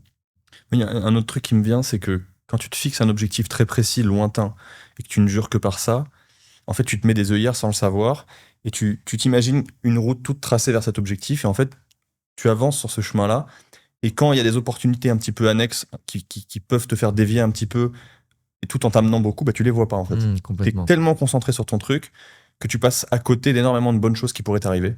Et c'est pour ça que je te rejoins sur le côté de ne pas se faire dépendre de son objectif et ne pas en devenir l'esclave. Juste l'avoir en guise de cap, et ensuite tu vas dans cette direction, tout en étant ouvert à ce qui peut se passer que tu n'avais pas prévu. Ouais. En gardant une ouverture à l'incertitude, ouais. Mais À d'ailleurs, l'imprévu. je pense que c'est pas une moto, en fait, ça va être des travaux vu C'est infernal. le bruit. Mais je pense que c'est aussi important de se dire si j'ai un objectif, c'est pourquoi. Par exemple, dans le business, tout le monde dit je veux faire 100 cas par mois. Pourquoi ? Parce que c'est le prochain palier. Et moi, j'étais comme ça. Et je me suis perdu, du coup je me suis dit on s'en fout. Et là je me dis ok, je vais Tu gères combien de personnes, toi? Ton équipe? On est une bonne entre 10 et 15 sur les périodes. Hein, quand même. Ouais, quand même. Mais du coup maintenant je me dis en fait j'ai envie d'y retourner parce que j'ai compris ce que ce chiffre va me permettre de faire. Ok. Donc là ça fait sens. Ouais. Tu vois, Ouais. acheter une résidence principale, avoir un local, je sais pas, tu vois. Mhm. Mais avant j'étais on y va, mais j'étais je comprends pas pourquoi en fait. Ouais. Là par contre je comprends mieux le truc, tu vois. Par exemple, tu vois, Si t'as pas de pourquoi, tu t'as pas l'énergie en fait d'y aller. Genre, ouais. il y a pas d'intérêt. C'est juste parce que tout le monde. Bon, après, ça peut être une motivation. bien hein, sûr, non mais un attends. truc social. Mais tu vois, j'avais oublié de me payer, par exemple. Non, mais tu vois, Ouais. le mot PEA, je l'ai découvert en janvier. Ah. Putain, tu t'en souviens bien, parce que Ah on m'a oui. cassé les couilles en me disant le C'est bien passé au mois d'avril, pas trop stressé? Bah, du coup, non, parce que quand je viens de le mettre, moi, je me dis, non, bah, en plus, j'ai même pas 2% de perte. Je sais pas ce qui s'est passé. Non, mais au mois d'avril, il y a eu Trump et ses tarifs, ça a fait tout chuter de 20%. Tous les nouveaux ont un peu paniqué parce qu'ils n'ont pas l'habitude de ça. Et... Non, parce que je m'en fous. Ça va. Mhm. Mais tu vois, et parce qu'en fait, j'ai oublié. Est-ce que j'ai un côté, je fais ça parce que j'ai toujours fait ça. Et là, de me dire, ok, en fait, ce que je veux maintenant, c'est, je veux ce lifestyle. Mais lifestyle en mode, je veux pouvoir avoir mon coach de boxe. Ça coûte tant. Ok, donc il faut que je fasse tant. Et ça, Ouais. c'est définition. Et du coup, ça fait beaucoup plus simple, tu vois. Ok, je veux pouvoir assurer parce que ma daronne Ouais. n'aura pas de retraite, je sais pas, tu vois. Je veux ce chiffre. Et du coup, ce chiffre, il fait sens. Mais c'est pas juste 100%, tu vois. On en parlait par message à deux. Ouais. Et je disais, moi, je sais pas pourquoi je voudrais faire grossir le truc. Au bout d'un moment, je m'en tape. En fait, genre, je suis bien, tu vois. Et on a parlé de la bouffe. Ouais. Et moi, je me suis dit, c'est un bon prétexte. bon. C'est-à-dire bien manger, en fait, et avoir la capacité d'aller chez le boucher, de pas se prendre la tête à chaque fois que tu vas acheter quelque chose. Je me suis dit, ok, ça me suffit pour me driver Ah oui, là c'est- sur le prochain truc, tu vois. Le chocolat noir Lindt, 85%, est passé à 3,80 la tablette. Tu vis à Paris, mec. Ouais, mais, mais à Florence, c'était le cas aussi. Il était à 3,20. Et pour l'Italie, Mais 3,20. c'est dégueulasse le chocolat. Oui, mais en fait, c'est que le cacao a une inflation de fou. Et je me dis, tu vois, moi, je suis très content de me dire qu'en fait, il pourrait même passer à 5. Mm. Ma santé est tellement ma priorité que bon, Ouais. après, s'il passe à 10, je te dis pas que j'en mangerai un peu moins, mais moi, je suis le connard qui achète tu sais, du kéfir de fruits là, à 5 € la bouteille, mais je Ouais. m'en fous, c'est bon pour ma santé, c'est Mm. bon en goût. Je trouve d'ailleurs, petite parenthèse, cette boisson, c'est cheat code absolu. Hein. Ouais, je suis Pas d'accord. calorique, naturellement bio et riche en ferments lactiques. Bon, mais tu vois, hop là. Ouais, je suis Et d'accord. c'est une bonne façon de voir l'argent. Voilà. Bah, en fait, c'est toujours la même chose. C'est la citation qui dit l'argent est un bon serviteur, mais un mauvais maître. Si tu fais de l'argent ton J'avoue. maître et que tu t'en deviens Ouais. esclave de je veux faire 100 cas par mois, et tu vois ça comme une espèce de veau d'or, comme dirait notre prochain invité, Ouais. et ben là, t'es baisé en fait. Ah, Vaudor, c'est pas un truc. C'est religieux. C'est Oui, ouais, religieux, ouais. En gros, c'est une illusion, c'est un faux dieu Ouais. dans l'image. Ah, c'était pas dans la cérémonie des JO aussi, il y avait pas un Vaudor qui courait, qui est au sein de notre débat. Ouais. J'ai pas tout compris de cette cérémonie. De toute façon, j'ai même pas regardé en entier, Non, mais j'ai ouais. l'impression que c'était stylé en même temps, j'ai l'impression qu'il y avait des petits messages cachés. Il y avait des petits messages cachés. Passons, excusez-moi pour le Ton bruit. téléphone. Non, Bah pas tiens, si. attends, parenthèse. Vous savez ce que c'est, cette notif? Je sais ce que c'est. C'est que là, je teste, je fais venir quelqu'un qui prend tout ce que j'ai dans le frigo et qui me fait du batch cooking. C'est quoi? Bah, c'est une cuisinière, quoi, en Ok. gros. Ça coûte 50 € les 3 heures, on est d'accord que ça reste relativement accessible. Ouais. Et je me dis, mais en fait, c'est une des raisons pour laquelle ça me pousse à travailler. Ouais. C'est de me dire, là, cette semaine, j'ai beaucoup de taf. On revient de vacances, donc on a plein de taf. J'ai pas envie de manger des Uber Eats. De toute façon, le Uber Eats, il te coûte 50 € à deux. C'est Paye dégueulasse. 50 € quelqu'un pour qu'elle te fasse. C'est ouf quand même. Ouais, et en plus, j'adore, elle me fait la bolo. Donc j'ai plus que, tu vois, enfin, et ça, tu Le vois, mec ça, qui est italien, il lui fait la bolo, il est bah, content. le mec est content. Non, mais tu vois, ça, c'est un côté où, Ouais. d'ailleurs, en France, je pense que les gens sont biaisés, ils pensent que c'est un truc réservé au luxe. Et 50 € pour 3 heures, C'est que Bah, dalle. c'est rien en fait. euh, C'est rien. mais c'est un Uber Eats à 2. Ouais. C'est-à-dire que si demain, je me dis, non, j'ai la flemme, je prends une pizza, mais tu sais, t'as les frais, la livraison, je vais payer autant. Il y a un truc pas bon qui va te mettre mal. En plus, tu vois. Donc, je pense que les gens pensent qu'il y a une différence, tu vois, entre le service, tu sais, genre, je suis dans ma chambre d'hôtel, j'appuie, quelqu'un m'apporte le bonbon que je veux, et avoir du personnel chez toi. J'ai calculé que si j'avais ça, toutes les semaines plus femme de ménage, le temps de nettoyer, ça coûtait 80 € par semaine. Et en plus, tu peux le faire passer sur la boîte en partie. Oui, mais si tu fais ça sur 40 semaines, ça te fait 3200 € par an en tant que frais d'entreprise, Mhm. avec les chèques CESU en plus. Oui, c'est ça. Bah, tu te dis, c'est un investissement qui est plutôt rentable par rapport. D'ailleurs, je me suis acheté une montre, c'est une Tissot. T'avais pas de montre avant? Je me suis acheté une montre et je l'ai dit à des boss, les gars, je suis content, j'ai enfin une montre à mon poignet. Ouais. Ah t'aurais pu prendre une Rolex, tant qu'à faire. J'ai dit non, parce qu'en fait, moi, je veux un truc très sobre. Bah ouais. Elle a pas coûté 50 €, elle a pas coûté 1000 non plus, entre les deux. Et ça me va Mhm. très bien. Puis Ouais, flemme de mais- te faire couper un bras. Ouais, puis une autre marque piquée, c'est Oui, intéressant. flemme Et de se prendre un coup de machette dans les rues de Paris, quoi. en plus de ça, mais surtout, tu vois, à ce côté, je me suis acheté une petite bague à Florence parce que c'est la fleur de lys de Florence, je trouve la symbolique belle. Ok. Mais je l'ai même pas payé 100 balles, tu vois. Mais je m'en fous, je voulais pas un truc 35 carats, Ouais. tu vois. Et en fait, ce côté de dire, putain, en fait, ta Rolex, moi j'avoue, quand je vois une Rolex, je dis c'est beau. Mais en vrai, ceux qui me disent oui, alors l'histoire qui se raconte, c'est une réserve de valeur. Non, mais attends, en cas de crise, ta Rolex contre du pain, ça Ouais. marchera pas. Ah, Ouais. si elle est en or, ça marchera. Oui, c'est elle est en or. Mais il faut qu'elle soit en or. Ouais. Il y en a en or. Oui, elle est en or. Mais c'est Bon, pas les premiers prix. Oui, C'est pas les premiers prix. autant avoir de l'or quoi. Autant avoir de l'or. Autant avoir de l'or. J'ai jamais acheté encore de l'or. Il y en a qui me disent achète-le en ligne, mais moi je me dis autant l'avoir chez moi parce que je vois pas l'intérêt de. Non, vaut mieux que tu l'achètes et que tu le stockes en Suisse. Mais genre physiquement. Il n'y a jamais eu de saisie de l'or suisse par le gouvernement suisse, alors que dans l'histoire de l'humanité, aux États-Unis, il aurait été saisi, en Allemagne, il aurait été saisi. En France, je sais plus, mais je ferai pas trop confiance au gouvernement français. Mais genre tu l'amènes en Suisse ou juste tu l'achètes à un T'achètes gars sur à une entreprise suisse et eux, ils te le stockent pour toi dans leur coffre. Ouais, mais s'il y a une crise, ils te l'envoient. Ouais, après s'il y a une crise, est-ce que t'en es à savoir? Bah, s'il y a une crise, vaut mieux qu'il soit stocké chez eux plutôt que dans ton baluchon. Hein. Oui, non, mais moi je pensais à comment j'ai acheté ma bouffe, mais je pense que vous êtes. T'inquiète, tu trouveras des solutions en temps voulu. Ceci n'est pas un conseil d'investissement, bien sûr. Ouais. Évidemment. Coucou la Manger 5 fruits et légumes par jour. Toi, tous tes clients quasiment tu les trouves sur les réseaux en gros. Quasiment 90%, ouais. Ok. T'as beaucoup de haters ou ça va? Non. Ah, je sais Non. ce qui vient. Hein? Non, rien, vas-y. Genre, en vrai, moi, ça va. C'est quoi ton hater type? Ben, c'est un mec qui me dit source.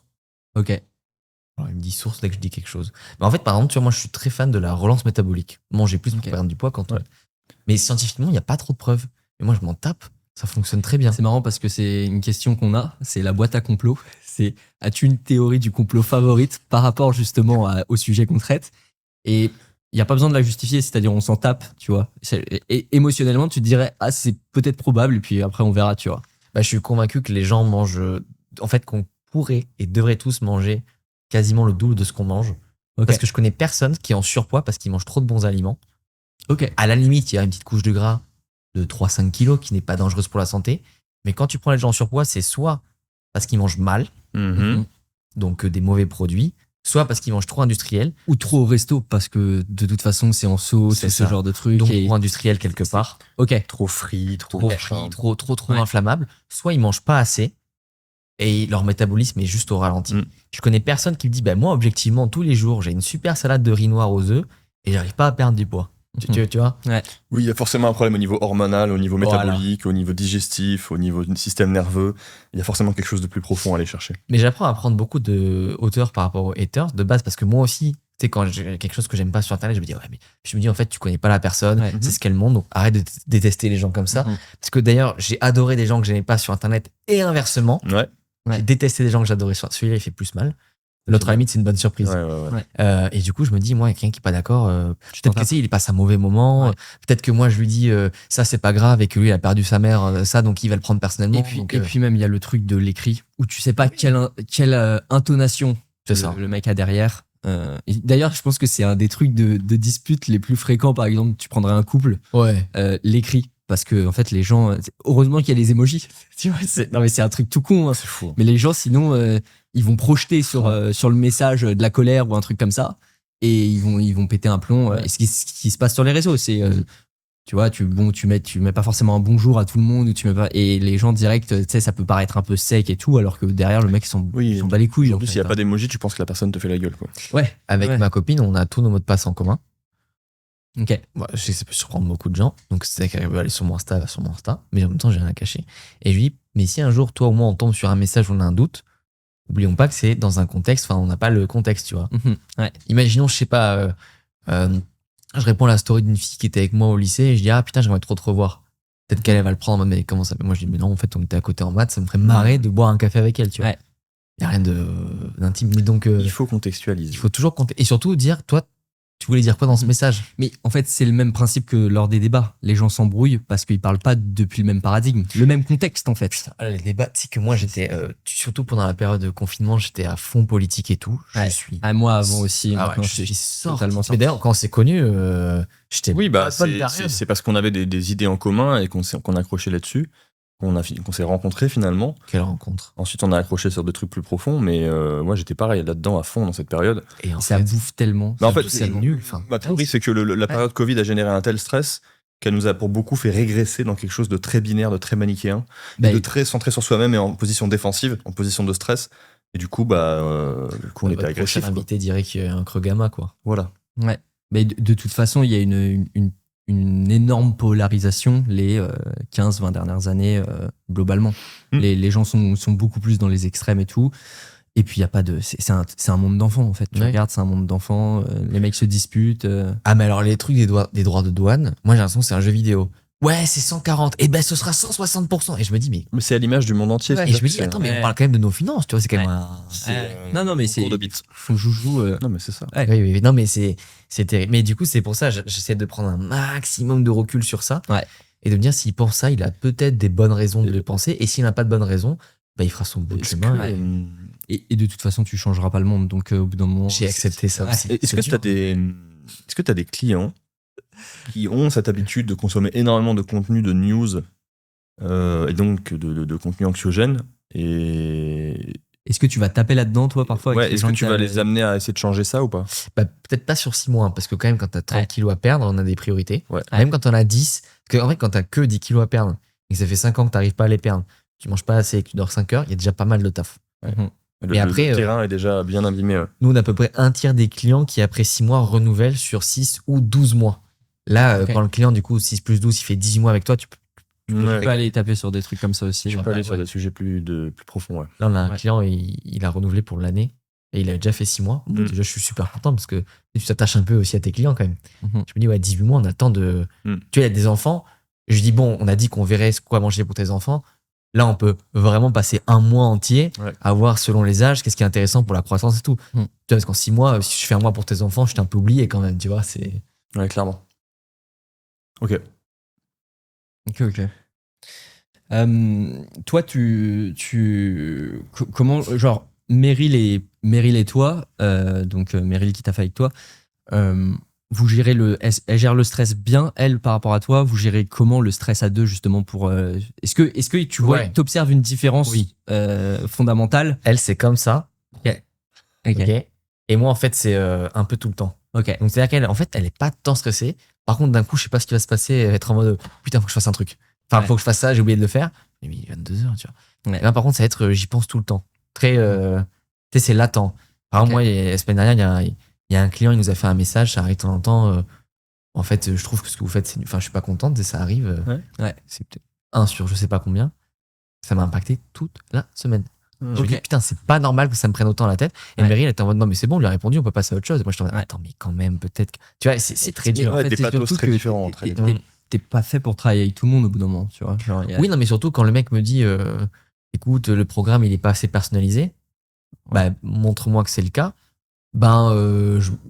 Et donc, en fait, c'est plus, encore une fois, un sujet de communication. Donc, viens, on Ouais. repose à plat, et c'est reparti de plus belle, mais ça m'a quand même bouffé une semaine. Ok. C'est pour ça que d'ailleurs, au début de l'épisode, on disait comment tu gères avec tes clients et tout. Je t'ai dit, je suis vulnérable, mais aussi, j'ai des équipes. Ouais. Voilà. Ça aide pas mal, ça. Ok. Tu veux dire pour Aider à coacher les gens. ne pas assumer toute la charge mentale toi-même? Oui, moi, en fait, j'estime que je suis plus le meilleur coach de mon équipe. Je suis peut-être le pire parce que du coup, moi, je suis sur le contenu, la vente, Ok. Et je préfère créer le meilleur programme que expliquer aux gens, regarde là ton repas, faut mieux changer ça. Que délivrer la prestation. Exactement. À l'échelle, si je dois faire ce que je fais une fois par semaine, c'est une masterclass de groupe. Je crois que t'en faisais aussi parce que voilà. Bon, là, ça me plaît parce que c'est la vision macro. Les micros, dire regarde, toi spécifiquement ça, j'ai plus la même passion qu'il y a 6 ans. Parce qu'en même temps, quand pendant 6 ans, t'as mangé 1000 personnes qui t'ont envoyé 300 repas, t'as un côté où tu dis j'arrive plus à faire ça alors que je sais que je peux vous aider sur autre chose. Donc, je suis un peu en mode faites la nutrition, faites le sport. Et quand vous en arrivez au stade, on pourrait parler de du biohacking, là, ça m'intéresse de reprendre le relais. Mais le niveau de base, genre, t'es à 50 centilitres par jour, on va pas faire un litre. C'est bon, quoi. Je suis plus la meilleure personne. Et quand quelqu'un dit, moi, je veux toi, je dis, mais tu sais que je suis pas le meilleur pour ça. Mes équipes sont bien meilleures. Ça, c'est le danger d'avoir un business qui est basé sur ton image. C'est qu'il y a des gens qui veulent bosser avec toi. Ah ben moi, je leur dis, c'est simple, c'est ce tarif. Non, mais prends mes équipes, elles sont très bien. Elles sont parfaites. Tu vois, c'est... Bien sûr. Est-ce que la question, c'était pas aussi les différences entre les hommes et les femmes de manière générale sur le rapport au stress, le rapport à Est-ce que toi, la pression t'as surtout des hommes que t'accompagnes? Alors, putain, c'est 50-50 depuis day one. Ah ouais? Putain, c'est ouf, sachant que dans l'entrepreneuriat, comme t'as pas mal de gens dans l'entrepreneuriat, t'as aussi des cadres aussi. Beaucoup de femmes cadres. Hein. Ok. Beaucoup d'RH. Parce que statistiquement, il y a beaucoup plus d'hommes entrepreneurs. Je crois que c'est plus élevé. Ça doit être du 60-40 au moins, je crois. Un truc comme ça. Mais les solopreneurs, ça peut être kiff-kiff. Ouais. Surtout qu'en fait, le gros CEO qui a 30 salariés, je l'ai rarement en coaching. Ok. Parce qu'en fait, quand tu as 30 salariés, tu fais un certain chiffre d'affaires, tu veux le coach qui vient chez toi le matin. Et moi, je fais pas ça. Okay. Donc, j'ai compris que moi, quand j'ai démarré, je me suis dit, je vais coacher les Yomi et tout. En fait, c'est pas ma cible du tout. Peut-être que ces gens-là, je peux les prendre 1 heure. Posez-moi vos questions, j'y réponds. Et je vous dessine un plan et vous continuez. Mais sur une notion de suivi, je suis pas du tout la bonne personne pour ça, tu vois. Donc, j'ai beaucoup de femmes cadres qui viennent. Et il y a beaucoup, beaucoup de femmes cadres. Hein. On sous-estime le nombre de femmes cadres qui sont cadres. Et est-ce qu'elles sont plus sujets au stress? C'est différent. Parce qu'il y a beaucoup plus de fringales et liées à l'image. Mais les hommes, il y a beaucoup de je l'ai jamais dit, mais ça va pas trop. Donc c'est un stress qui est différent. Ah oui. C'est un peu un volcan. Ça va. On veut tenir la baraque et montrer une bonne image et montrer que tout va bien. Parce qu'on n'est pas à l'aise avec sa vulnérabilité et du coup, on pousse un peu trop. Je sais que le rapport au stress est différent chez les hommes et les femmes, de toute façon, globalement, tu vois. Et d'ailleurs, par rapport à ça, on a des gros problèmes avec les études en général qui étaient faites. Ça, c'est un truc qui est important à connaître quand même, c'est que on n'utilisait que des populations d'hommes parce que c'est plus simple. C'est vrai. Parce que oui, et c'est un biais énorme.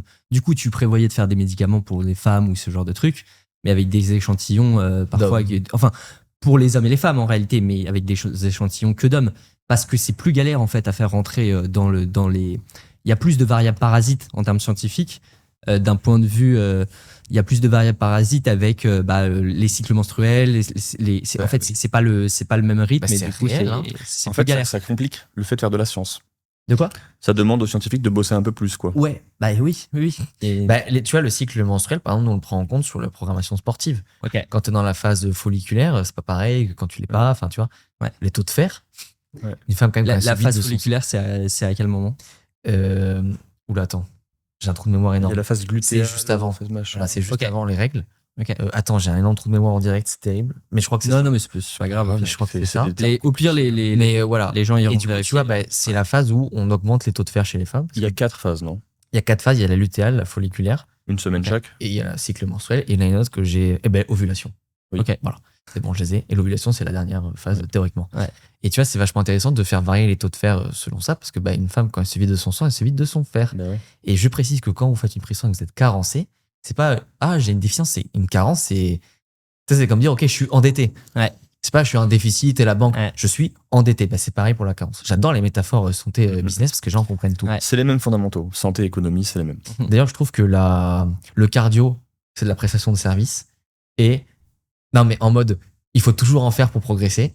Là où la masse musculaire, c'est un peu les actions en bourse. Tu peux ne pas travailler tous les jours. Et dans le sens où une fois que tu as du muscle, il consomme beaucoup de calories. Et ça travaille un peu pour toi. Et... Je suis assez d'accord. Je suis assez d'accord. Bâtir un physique. Voilà. Bâtir un patrimoine. Et voilà. Et en plus, j'avais lu un livre qui parlait uniquement de ça. C'était ultra chiant à lire, mais c'était intéressant. C'est un livre qui parlait de l'intérêt des muscles et du rôle que les muscles jouent quand tu as un accident. Oui. Et en fait, quand t'es alité après un accident grave, ton Putain. corps, il consomme les protéines de tes muscles pour aller. Il a besoin d'énergie pour se reconstruire, pour se soigner. Et en fait, si t'es relativement musclé, déjà, au moment de l'impact, par exemple, un accident de la route, ça augmente tes chances de survie. Et ça amoindrit les risques de blessure. Et après, dans la phase de récupération, ça augmente aussi tes chances de survie. Donc, soyez musclés parce que ça va pas seulement vous servir à être beau, quoi.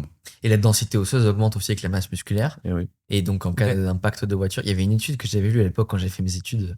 C'était genre 20% de douleur en moins. Ok. Parce que tes os sont plus solides. 20%, c'est quand même. Ouais. Alors, c'est dur à mesurer une douleur sur les os, mais moi, je vois 20%, ça me plaît, tu vois. C'est clair. Ouais, ok. Putain, c'est énorme quand même, 20%. Mais tu peux tomber dans le piège qui consiste à faire trop de sport et du coup à ce que ça devienne contre-productif, quoi. C'est pour ça que l'arrivée du sport fonctionnel, les gens qui disent quand même, je suis musclé, mais j'arrive pas à monter les marches, je trouve que c'était un beau courant. Ouais. Bon, du coup, on est passé sur l'Aerox. Tu t'es allé à un extrême, tu vois. Mais dans le principe, évidemment. Maintenant, moi je trouve ça fou le fait que l'Aerox devienne à la mode, c'est tellement représentatif du mood dans lequel on est. Mais je pense que ce que les gens aiment bien aussi, c'est que c'est pas dur comme le CrossFit. Les mouvements sont simples à comprendre. Le CrossFit. Moi, j'avoue, je vois pas la différence Aerox, CrossFit. Les mouvements sont plus simples. Ok. Donc, t'as pas la technique. Oui, c'est moins technique. Tu vois, la CrossFit, les tractions CrossFit, il faut quand même les faire. Ouais. Aerox, bon, c'est plus facile à comprendre. C'est un peu comme le padel, tu vois. Ok. Non, mais en termes c'est accessible à tout le monde. Ok.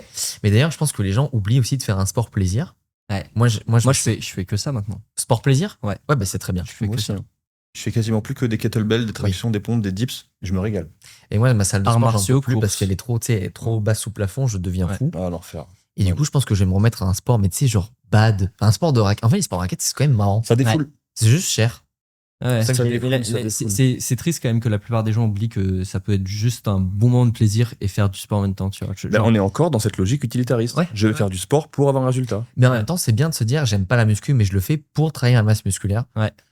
Mais il y a des moyens de gagner en masse musculaire en faisant un truc amusant. Oui, mais tu peux faire 2 séances par semaine de 30 minutes.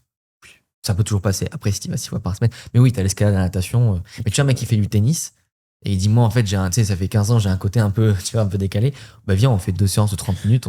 Quand je dis faire de la muscu en s'amusant, je parle pas forcément de faire de la natation ou des trucs qui sont pas de la muscu. Je parle par exemple des kettlebells. Oui, ok, chaque poids de corps, chacun son truc. Non, mais je parle de trucs où tu travailles à la fois ta force, ton endurance musculaire, ta souplesse, ton explosivité, ta mobilité. Pour moi, les kettlebells, c'est ça. Alors que certains mouvements de muscu sont chiants à mourir, quoi. Ouais. J'en ai fait peu dans le... Ce que j'aime bien en muscu en ce moment, c'est faire des exercices très polyarticulaires, genre bench, traction, bourriner. Ouais.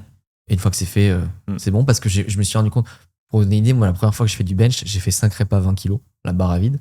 Là, dernièrement, je suis entre 6 et 8 à 90. En fait, en termes de maintien, tu fais 4-5 séries par semaine à 90 kilos. Je pèse 70, donc on remet au poids de corps. C'est bon. Oui, les pecs sont plus que conservés, voire même, je fais encore de la croissance parce que ça devient telle charge mécanique, c'est tellement lourd que ton corps se développe. Tu sais, au début, il faut quand même y aller, quoi, des séries et tout. Puis tu t'entraînes moins, t'as plus de temps pour te reposer, tu t'alimentes bien, donc tes taux d'hormones sont bons, ton sommeil est bon, donc en fait, ton corps il récupère bien et il construit du muscle, puisque ta testo est plus élevée qu'avant, potentiellement. Puis tu vois, moi, je suis plus dans une phase de comment je perds 4 kilos que comment j'en gagne 4. Ouais. Et parce que la vérité, c'est que quand t'es sec aussi, ça ressort plus les muscles. Mais j'aime trop la bouffe pour l'instant pour être je suis pareil. À 10%. On avait parlé. Longuement. Tu vois, je vais être à 14-15, ce qui est quand même pas très élevé, mais ce qui est pas suffisant pour vraiment avoir la définition. Ouais, mais ça coûte trop cher en termes de sacrifice. Je pense que je le ferai un jour, mais pas. J'ai appris à aimer la bouffe. Genre, c'est vrai. Ah, mais c'est ma copine qui m'a appris. Genre, avant, sinon, c'était utilité, quoi. Je mange, je calcule mes prods, je calcule mes trucs. J'étais juste dans une logique utilitariste. C'était horrible en fait. Ça aussi, ouais. Et je faisais mes boîtes en début de semaine, j'optimisais tout. Tu vois, je calais dans mon frigo et tout. J'étais content, j'avais mes petites habitudes. J'ai tout arrêté, tout ça. C'est quoi les démoniaque, vraiment. Pire truc que vous ayez fait en termes d'alimentation, les trucs les plus utilitaristes et les plus absurdes que vous ayez fait avec la bouffe. Moi, je vous le dis, je commence. C'était en été 2012. Je bouffais les repas normaux avec ma famille. Et après, j'allais dans le frigo, j'ouvrais une boîte de jambon blanc de merde, full nitrite, et je bouffais 6 tranches de jambon comme ça, sec, avec rien. Pour la prod. C'était horrible. Moi, au lycée, je manquais de protéines chez moi, objectivement. Donc, je mangeais tous les midis avec ma pote végétarienne qui me filait sa viande. Et j'avais un pote à moi qui m'avait acheté des cookies protéinés et il fallait les stocker chez lui. Parce que mes parents, ils le savent pas, je vous embrasse. Ils auraient un peu dit pourquoi t'as des cookies tu à te l'orange. Donc tous les jours, il m'amenait comme ça. Et j'avais un pote, je lui payais 2 € une fois par semaine. Il m'amenait le shaker avec la protéine et tout. Putain, ah oui, t'étais j'étais organisé, hein. obsédé par Après, je manquais de protéines objectivement. Ok. Parce que mes parents comprenaient pas que Ouais. j'avais besoin de protéines. Mais c'est pas grave, c'est notre époque, etc. Donc je n'en veux pas. Et je me rappelle quand j'étais à la fac, tous les matins 10h, sandwich poulet tikka, c'était pour les protes. Et j'étais vraiment. Puis tu sais, avec Yazio, tu suivais tout. Je me rappelle que même quand j'étais en prise de masse, je finissais mon repas et je m'allongeais. Mec, Quand tu te fais 200 grammes cru de riz avec 300 grammes de poulet, alors tu remplis tous tes cales, hein, mais t'es vaseux au possible. ouais, t'es vaseux. Et puis micronutritivement, c'est pas la folie, quoi. En plus de ça. Après, tu comprends au bout de quelques années que J'ai mis tu avais quelques passé. Ça fait combien de temps que tu prends soin de toi, tu dirais? Oula, alors sportivement parlant, Ouais. on va C'est dire marrant parce que depuis, tu dis que tu prends soin de toi, mais on pourrait dire, ça fait combien de temps que tu te maltraites en mangeant comme un goré, en bouffant jusqu'à ne plus en pouvoir? j'ai Non, mais tu vois. t'as été intéressé en tout cas par ton 2017. corps, la santé et tout ça. Ok. 2017, mon meilleur pote que tu connais, tu l'as pas vu, toi? Non.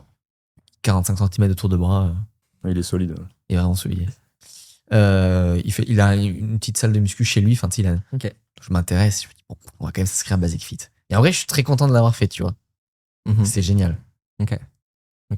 Vous, ça fait combien de temps? Toi, ça fait. Moi, mec, j'ai commencé, j'avais 16 ans, ma sœur me battait au bras de fer, je l'ai très mal vécu. Du coup, je me suis mis à la muscu, j'ai chopé 2 haltères à mon père, et ensuite j'ai acheté un peu de matos chez Decathlon, j'ai commencé à faire de la muscu en 2009. 2011, je découvre la méthode Lafay, heureusement, ça m'a permis de prendre un peu de recul et de sortir de cette logique no pain, no gain, et de m'auto-détruire. Et donc, ça fait depuis 16 ans. Et j'ai eu une phase de prise de masse, c'était quand j'étais en BTS. Je me rappelle très bien, l'été, je faisais 78 kilos, à Noël, je faisais 85 kilos. Ouais. Bien gras comme un cochon. Putain, moi, quand j'ai fini ma prise de masse, le confinement a démarré, mais pas le premier, le deuxième, pour moi, qui était pire, parce que c'était un couvre-feu jusqu'à 18h. Donc je trouvais que c'était encore pire. Mhm. Et j'ai fini ma prise de masse à 78 kilos pour 1m68, sachant que les salles de sport étaient fermées depuis un an. C'est beaucoup, ouais. Et là, j'ai des photos de moi. Et bon, l'avantage, c'est que le confinement, tu sais, on s'est tous un peu trop laissé aller. Je me dis, là, 78 kilos, j'ai bien forcé le truc, tu vois. C'était bien gras, hein, 70. J'étais vraiment, tu vois, j'ai perdu du muscle et tout, bref. Ouais.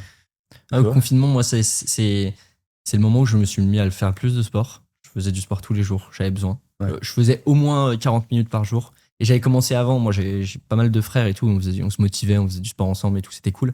Poids de corps pendant, je pense, 2 ans ou quelque chose comme ça. Et après, salle, puis street workout, arts martiaux maintenant, tu vois. Donc, j'ai varié les sports. Mais mes années salles, en vrai, moi, je prenais très peu de plaisir. Je prenais du plaisir au fait d'avoir de la routine, en fait, globalement dans ma vie. Ah, mais ça peut, ouais. Moi, j'y allais pour me fuir. C'était un très bon moment pour se dire.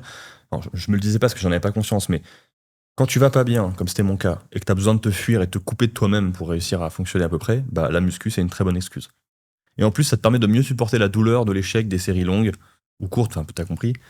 Et donc, ça te pousse dans cette pente de te couper de toi-même, et puis tu lis des bouquins de dev perso dans la même période, et donc, en fait, t'as envie de devenir un idéal de toi qui n'existe pas, et tu tombes dans ce piège, quoi. Parce qu'en plus, je trouve que c'est pas si dur d'être musclé et sec. Ouais. D'être tracé. Moi, je suis tracé quasiment naturellement. Ben voilà. Je sais que je fais pas grand-chose. C'est pas le plus dur. Mais Par contre, j'ai le métabolisme aussi, et j'ai le physique à la base, quoi. Mais je pense que tu vois, si on devait recommencer, moi, là, tu me dis, tu recommences la muscu de zéro, je crois que je me tape une flemme. C'est-à-dire, là, ou même, tu vois, même Bah, une fois que tu l'as fait et que tu vois tous les efforts que ça demande, ouais, ça casserait un peu les couilles, mais bon. Même, je me dis, tu vois, si je devais recommencer les business de zéro, c'est même créer du contenu et tout. Et Très dur. c'est de temps en temps, j'ai un coach qui me dit comment t'as fait et je peux l'aider cette partie. Mais c'est pas un truc que je développe parce que j'ai pas envie de développer ça. Et c'est vrai qu'à chaque fois, je me dis, mais attends, mais on va commencer par quoi? On va créer du contenu, mais là, t'as 12 abonnés. Enfin, on part de loin, tu vois. Je pense que le mieux, c'est t'essayes de toucher les gens qui ont finalement des thunes et les moyens, tu vois, et tu vas essayer de toucher eux directement par la preuve, tu vois. Tu vas avec la tchatch. Et puis là-dessus, après, et ouais. Mais, non, mais justement, si t'as développé un truc, je considère que t'as quand même peut-être potentiellement acquis ce truc-là, tu vois, Oui, qui est on part du principe intrinsèque. que t'as gardé les compétences que t'as développées. Ouais, mais là, quand tu démarres de zéro Et bah, Ah putain, c'est dur. Hein. moi, ça serait plutôt aller chercher le plus de chiffres le plus rapidement possible pour déléguer après tous ces trucs chiants de reconstruction des. Donc miser sur l'audace et sur la compétence, toutes les compétences que Ouais, tu as gardées. ouais, et ça, tu le perds pas, tu vois. Genre, tu le perds pas. Au bout d'un moment, tu sais comment aller impressionner ces mecs-là, tu sais comment aller parler à certains mecs, tu vois. Genre, D'ailleurs, tous les mecs qui ont une boîte qui paye des impôts, faut vraiment investir de fou sur le contenu parce que effectivement, tu avais raison quand on avait parlé. Je sais pas, je prends le podcast Corps Esprit. Ouais. Bah en fait, quelque part, c'est ma boîte qui m'a payé ma fame. Enfin, Bah oui. oui, donc, mais en fait, c'est des de toute trucs façon, qui restent, qui sont ouais. tangibles. Et ça, c'est quand même un Vaut truc mieux qui est ça que intéressant. payer des impôts sur les sociétés. Hein. Mais en même temps, il faut en payer un peu. Tu vois, par exemple, moi, je suis dans mon cas où je suis en train de me dire, et si je m'achetais un bien dans lequel vivre, parce que c'est bien mignon la location, mais voilà. Mais en fait, c'est pervers, t'es obligé de payer de l'impôt un peu Oui. sur ça. Mhm. Surtout. on va faire un petit test sociologie. Oula. Et tu vas dire ce que tu penses vrai ou faux. En fait, ça va, ça implique pas grand-chose. Ah oui, t'inquiète c'est moi qui C'est- rédige c'est les juste la questions, différence. c'est pas mal. pas. Ouais. Et après, vous me dites si j'ai vrai ou faux. Ouais. Ah Puis après, on peut en putain. discuter. Enfin, au fur et à mesure, on peut en discuter. C'est le bon moment. Du coup, on a mis les sources à chaque fois parce que. Parfait. Ça, Bien ça, les gars, ils sont pas les couilles. Selon les chiffres du ministère de la fonction publique, donc les fonctionnaires de la mairie de Paris ont 40 jours d'arrêt maladie en moyenne Par contre an. 11 jours dans le privé. Par Est-ce an. que tu penses que c'est vrai ou c'est faux? Pour moi, c'est vrai. Et si c'est faux, c'est qu'ils en ont plus, quoi. Ouais, c'est vrai. Il n'y a pas grand chose à dire. Tu sais, mon père, il est enseignant-chercheur. Ouais. Ok. Et En quoi? alors, c'est très compliqué, mais en gros, sa passion, c'est les cristaux. C'est un chercheur qui cherche ou c'est un chercheur qui trouve? Les deux. Ok. Non, mais en vrai, si tu fais des fouilles sur mon père dans son secteur, c'est une star. Ok. Dans son secteur. Ouais. Ouais, c'est toujours le problème des enseignants-chercheurs. Exactement. Ils n'ont pas la reconnaissance en général. Ouais, surtout qu'en France, t'es quand même mal payé. Hein. Ouais. Tu vas en Suisse, non, mais enfin, en Suisse, tu vas même en Autriche, en Allemagne, en Belgique, t'es payé le double pour le Mhm. même taf. Ouais. Et tout repose sur le fait qu'ils auront une retraite. Donc là, mon père, il a l'âge où tu te dis, ok, ça vaut le coup. Les gens que je connais qui commencent là, j'aurais peur pour eux, tu vois. Donc, il n'y a que les médiocres qui vont rester dans la recherche. Peut-être. D'accord. Oui, mais tu vois, ça n'est même pas venu à l'idée d'aller dans le privé. Parce qu'il voulait vraiment. Mais le truc, c'est qu'il demande de l'argent. Il y a la région, puis il y a le département, puis il y a la Mhm. commune, puis il y a la France, puis il y a l'Europe. Et puis c'est bon, t'as levé. Et les États-Unis disent, on a trouvé. Et merde. Ouais. Tu vois. Et en fait, mon père, il a un peu ce côté. Dans sa tête, je pense qu'il est dans le privé. C'est-à-dire, il fait. En fait, mon père, s'il fait que chercher et qu'il trouve rien, il est payé pareil, en fait. Ouais. Donc il y a un côté un peu où faut vraiment avoir une vraie conviction Ouais. de je veux faire un Ouais, truc c'est ça. parce que. Tu vois, moi, je me dis, il y a un monde où, dans une autre vie, je me serais mis dans ce job Mhm. pour avoir la sécurité et développer d'autres passions. Parce que mon père aurait tout le luxe. Alors, quand t'es que chercheur ou que enseignant, quand t'es les deux, quand même, t'as des sacrés emplois du temps. Hmm. Ouais. Mais ses collègues, des fois, à 17h, ils partent. Ouais. Et c'est OK, c'est dans leur contrat. Ouais. J'estime que t'as quand même le temps de faire des choses de ta vie quand à 17h, t'as fini de travailler. Ouais. Tu vois, t'as quand même des trucs à faire. Mais mon père, tu vois, il passe le week-end à rédiger des trucs, à corriger des copies. J'ai une famille de profs, hein. Parents, Ok. grands-parents. Ouais, mon Et père même aussi, arrière-grands-parents. Ah Mais ouais je trouve que c'est pas Ouais. mal, tu Je vois. savais pas. Et ça t'aide un peu à. Je pense que si je sais aussi bien enseigner les choses, c'est pas parce que j'ai fait un Je trouve que ça diplôme de aide. coach. Bah oui. Moi, pareil, mon père faisait des conférences Ah, c'est vrai? et je l'ai toujours vu faire. Je l'ai vu préparer, j'y ai assisté quelques fois. Puis maintenant, il Je sais que ça régale. m'a influencé de ouf, Bah voilà, c'est trop bien. bien sûr. Donc vrai de ouf, putain. c'est Vrai. terrible. Donc, on rappelle 40 jours d'arrêt maladie par an en moyenne pour les salariés de la mairie de Paris. Je tiens à le rappeler parce que c'est quand même. C'est Nicolas qui paye. Contre 11 jours. C'est Nicolas C'est qui quand même paye. 4 fois plus, quoi. 11 jours dans le 4 privé. fois plus. Sachant que dans le privé, j'en connais certains que quand ils posent le jour, ils sont vraiment dégoûtés, quoi. C'est presque que le médecin leur a obligé. J'en connais Ouais. aussi. Et chez les entrepreneurs, j'aimerais bien avoir le chiffre. On l'a pas, mais à mon avis, Mais en fait, Ouais. ça veut rien dire parce que les mecs, la plupart du temps, ils travaillent aussi un peu le week-end. c'est difficile. C'est pour ça qu'il y aura jamais de chiffre là-dessus, Ouais. mais D'ailleurs, je pense que si tu calcules ton taux horaire en tant qu'entrepreneur, c'est pas terrible. surtout au début. Mais c'est pour Ouais. ça qu'il faut vraiment se dire pourquoi je le fais, Ouais, faut avoir. comment je veux le faire, c'est Mhm. quoi mon vrai but. Parce Ce que, qui m'anime. ouais, Ouais. moi, je trouve ça trop bien de tourner des podcasts. Mec, c'est génial. Et alors, pourtant, je crois que le podcast, je suis bien déficitaire. Hein. Ouais. Non, je pense pas. Non, Je mais, pense qu'on se rend d'un pas point- compte des retombées. Purement financier, j'entends. Ok. Peut-être même pas, mec. Ouais, non, en fait, je suis con, t'as raison. Je sais pas, ça t'a Putain, mais coûté ouais, faudrait le 500 calculer, fois 50. Imaginons, ça t'a coûté 50 000 balles de tourner des podcasts. Toute la visibilité, les gens qui te suivent, que ça t'a amené, le business que ça t'a amené, les clients que ça t'a amené. Non, mais t'as raison. Et tu bâtis sur le long terme, tu bâtis ton personal branding. Enfin, c'est. On embrasse la capsule. À aucun moment, c'est déficitaire, je pense. Ah ouais, non, mais c'est vrai. Mais merde, ils vont augmenter leur prix du coup. C'est vrai. Le suivant. Selon Paul Biac, c'est un psychologue, il y a 12% de psychopathes dans les dans les postes à haute responsabilité, donc les entrepreneurs en général ou les Tous les 4. 1% dans la population en général. Bah, j'ai l'impression qu'il y en a plus. Je vais dire faux. Tu vas dire Tu faux? penses qu'il y en a plus? Je pense qu'il y a plus que 12%. Enfin, Ok. attends. Psychopathe, sociopathe. Psychopathe. Psychopathe. Le truc, c'est qu'il faudrait aller vérifier comment ils font leur définition. Ouais, mais Enfin, c'est alors un peu le compliqué, ratio mais de bon. type Quand 10 tu fois dis plus. que t'as l'impression qu'il y en a trop, c'est que tu te réfères au monde que tu connais. Non, mais déjà, j'ai l'impression qu'il y en a plus qu'1% sur les gens de tout le monde, de tous Ok. les jours. Dans la population générale, c'est 1%. Ok, ça c'est sûr. Bah, peut-être que. Bah, bon, je me suis planté, j'aurais dit faux. T'aurais dit faux? Non, c'est faux, mais c'est Ah. moins, en fait. Ah, c'est. Ils disent qu'il y a 4%. Mais par contre, faut pas aller taper du côté du politique, là, sinon. Oui, mais en fait, je suis complètement biaisé par l'écosystème entrepreneur de Paris et Oui. que je vois aux US, je pense. Ouais. Où là, parce qu'en fait, j'en vois des fois, ils ont. Enfin, c'est. Voilà, ils gèrent leur boîte. Je pense que globalement, dans ce Les milieu. traders, je pense aussi aux traders, tu vois. Oui, il y a des niveaux de psychopathie élevés, de narcissisme élevé et de. C'est quoi le dernier trait de la triade Perversion. noire? Pas de perversion, de machiavélisme élevé. Mm. Mais donc, ouais, dans les cadres, les postes de cadre responsabilité, c'est 3 à 4%. Donc Il c'est y quand a, même il y a- 3 à il y a- 4 il y a fois un plus. côté super subjectif à psychopathe.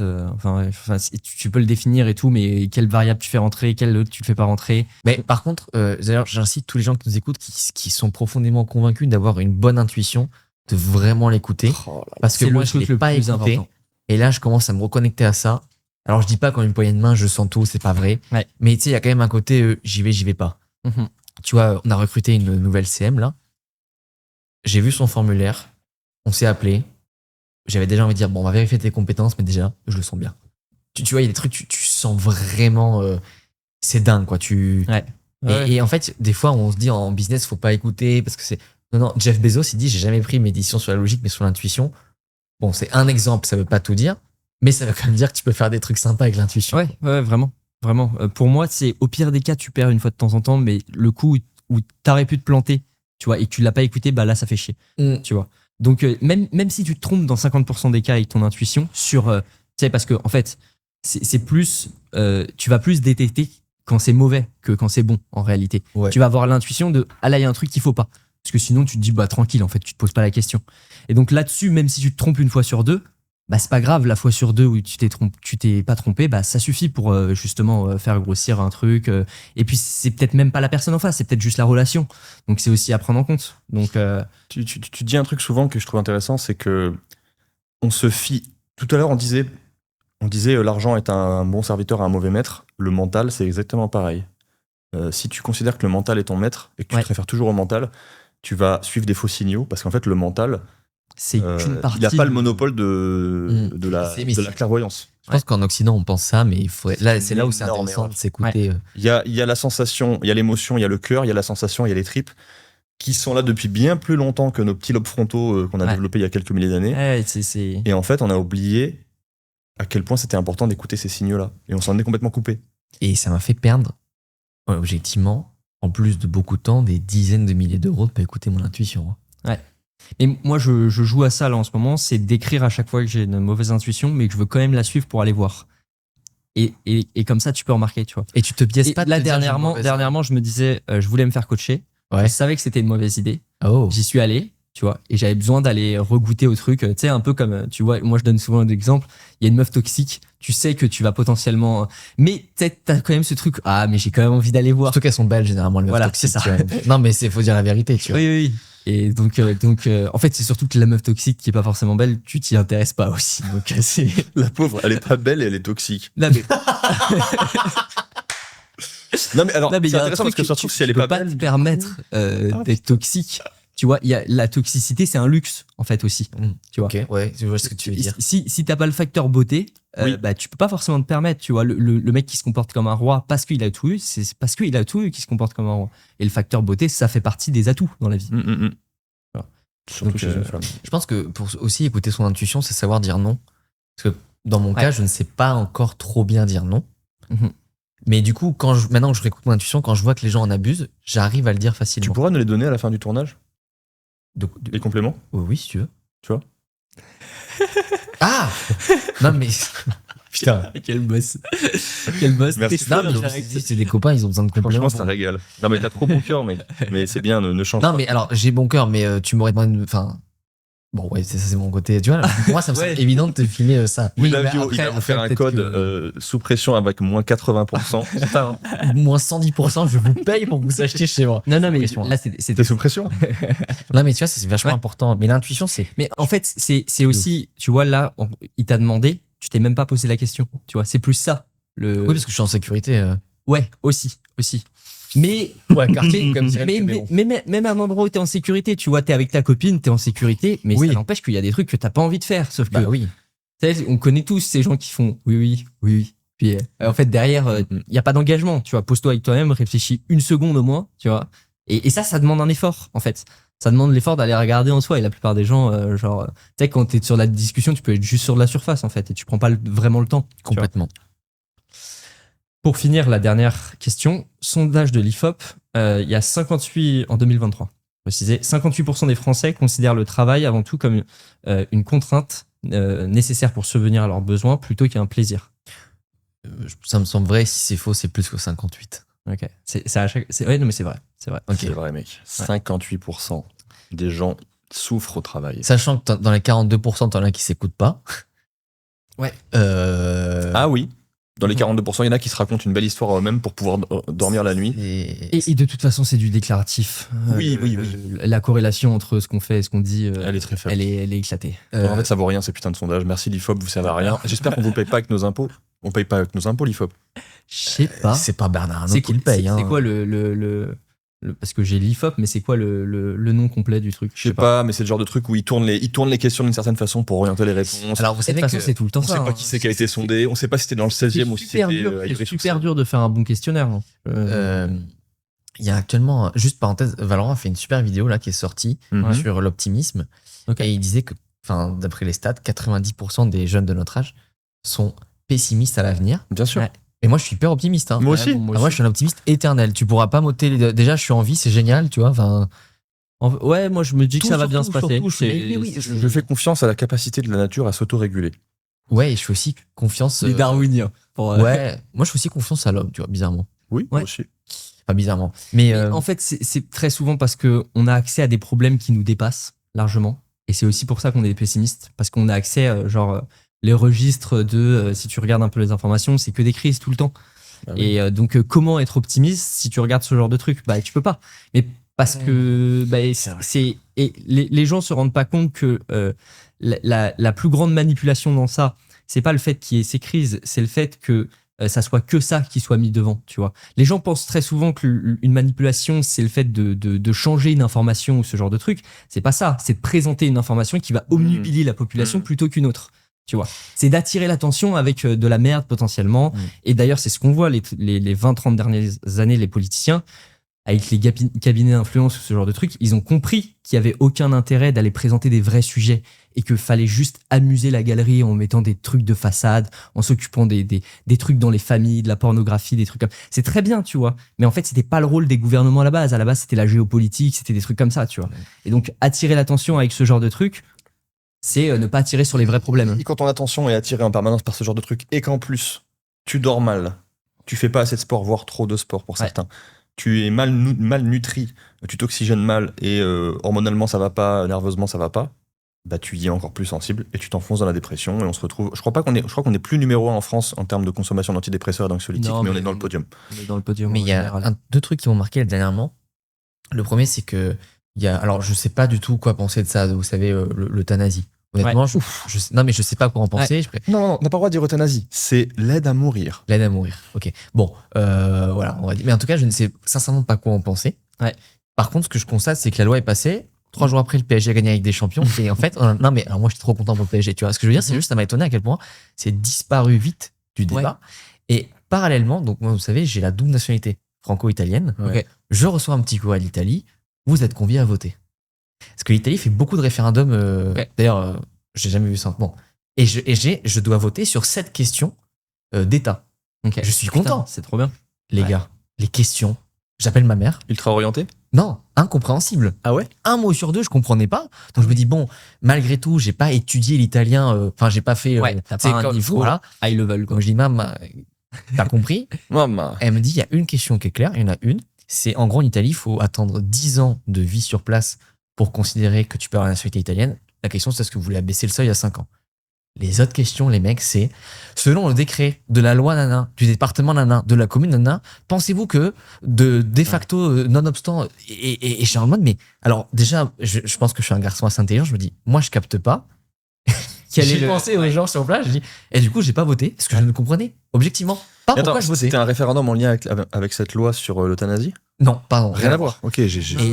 Et en fait, c'est le Sénat en Italie qui décide qui vote parce que là-bas, c'est la. Oh putain, on dit proportion. En gros, si t'as 23% de Majorité. voilà, le Sénat est gouverné par plusieurs personnes. Ok. Et la première ministre qui gère le pays en Italie, qui n'est pas le président qui est Mattarella, qui est juste là symboliquement pour signer les contrats, c'est Meloni qui gère tout. Elle a dit, moi, je vote pas parce que je pense que la population n'a pas à se prononcer sur ça, dans le sens ils vont rien comprendre. Et le Sénat a dit, si, ils vont comprendre. Et je crois qu'il y a un taux d'abstention qui est monumental. Mais c'est pas qu'on se désintéresse. C'est que moi, je veux une question claire. Mais oui, mais si tu poses les questions, Je ne comprends rien. C'est élitiste, rien que dans la façon dont tu poses les questions, évidemment que les gens ils vont pas comprendre, ça va les c'est saouler. peut-être une façon de montrer, regardez la population, on Oui. s'intéresse à vous, Ouais. et en réalité, Oui, mais complètement. de toute façon, ils votent Vous pas voulez parce qu'on que vous traite comme des adultes? Bah allez-y. Mais Essayez de j'ai comprendre apprécié ces le questions. côté, on va faire. Et quand même, moi, je reçois non, les mais c'est papiers appréciable. d'Italie et genre, tout. Mais alors, blague à part, pour voter pour le Premier ministre, je reçois les papiers. Vous savez que c'est le parcours du combattant. Parce qu'en français, on faut mettre, je crois, dans l'urne celui que tu veux. Mm.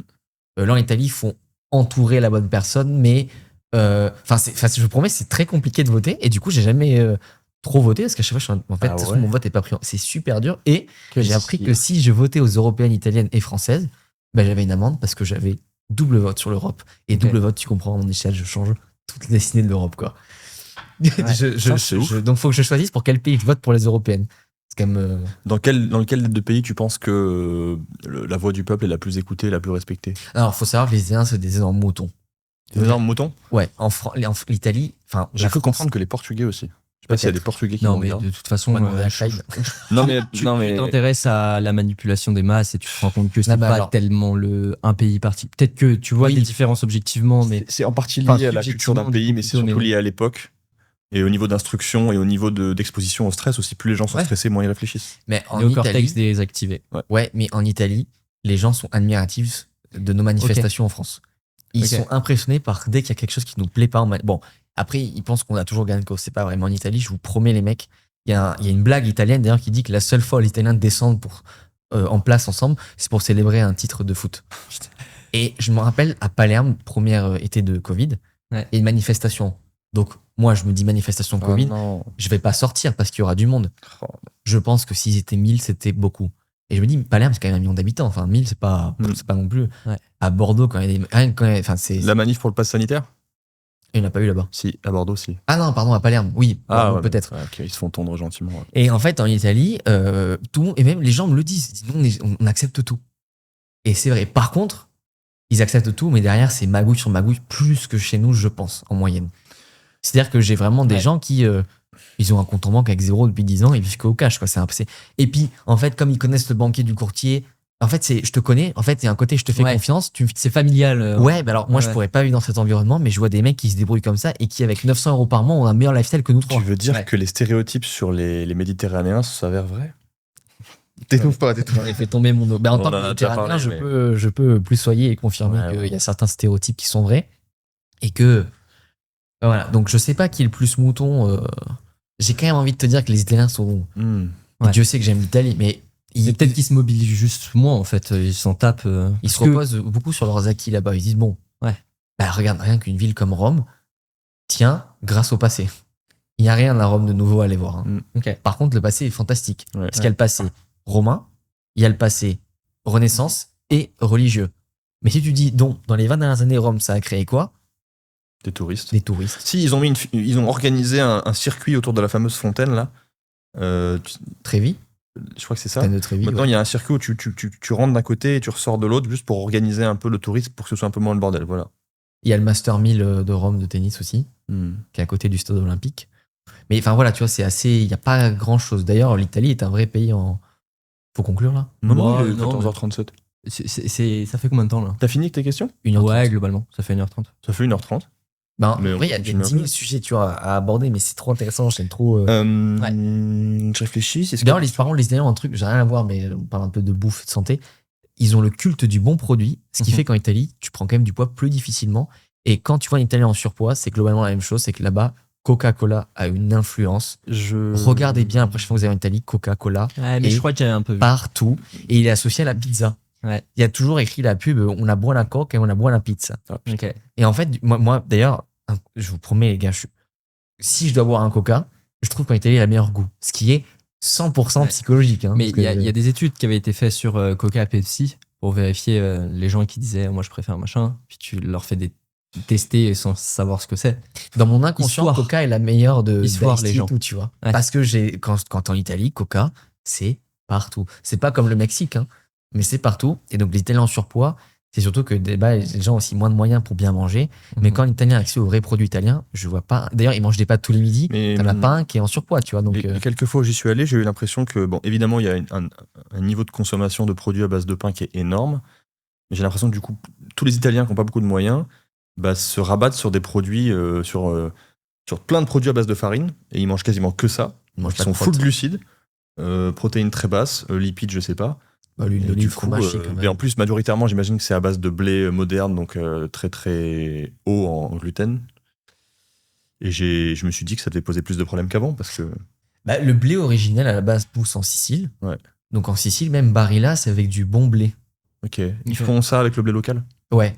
Et le blé en Sicile, c'est une part. D'ailleurs, c'était le vivier de l'Empire romain, pour la petite anecdote. L'Empire romain se servait en Sicile. C'est à le la base. grenier.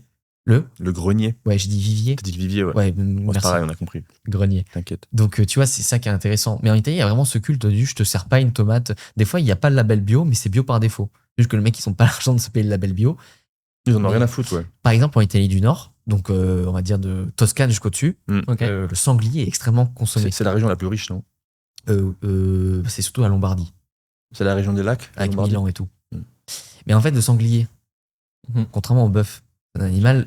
Qui mange des glands et. Oui, et puis naturel. Enfin, c'est-à-dire que c'est pas issu de l'élevage. Bah oui, Donc, par définition, biologiquement, c'est meilleur pour la bah santé. bien sûr. Mais sauf que c'est leur produit par défaut. Pardon. Sardaigne, c'est comme la Corse, c'est très tourné vers l'intérieur. Ils ont du jambon. Alors oui, des fois, tu as un petit nitrite pour le conserver.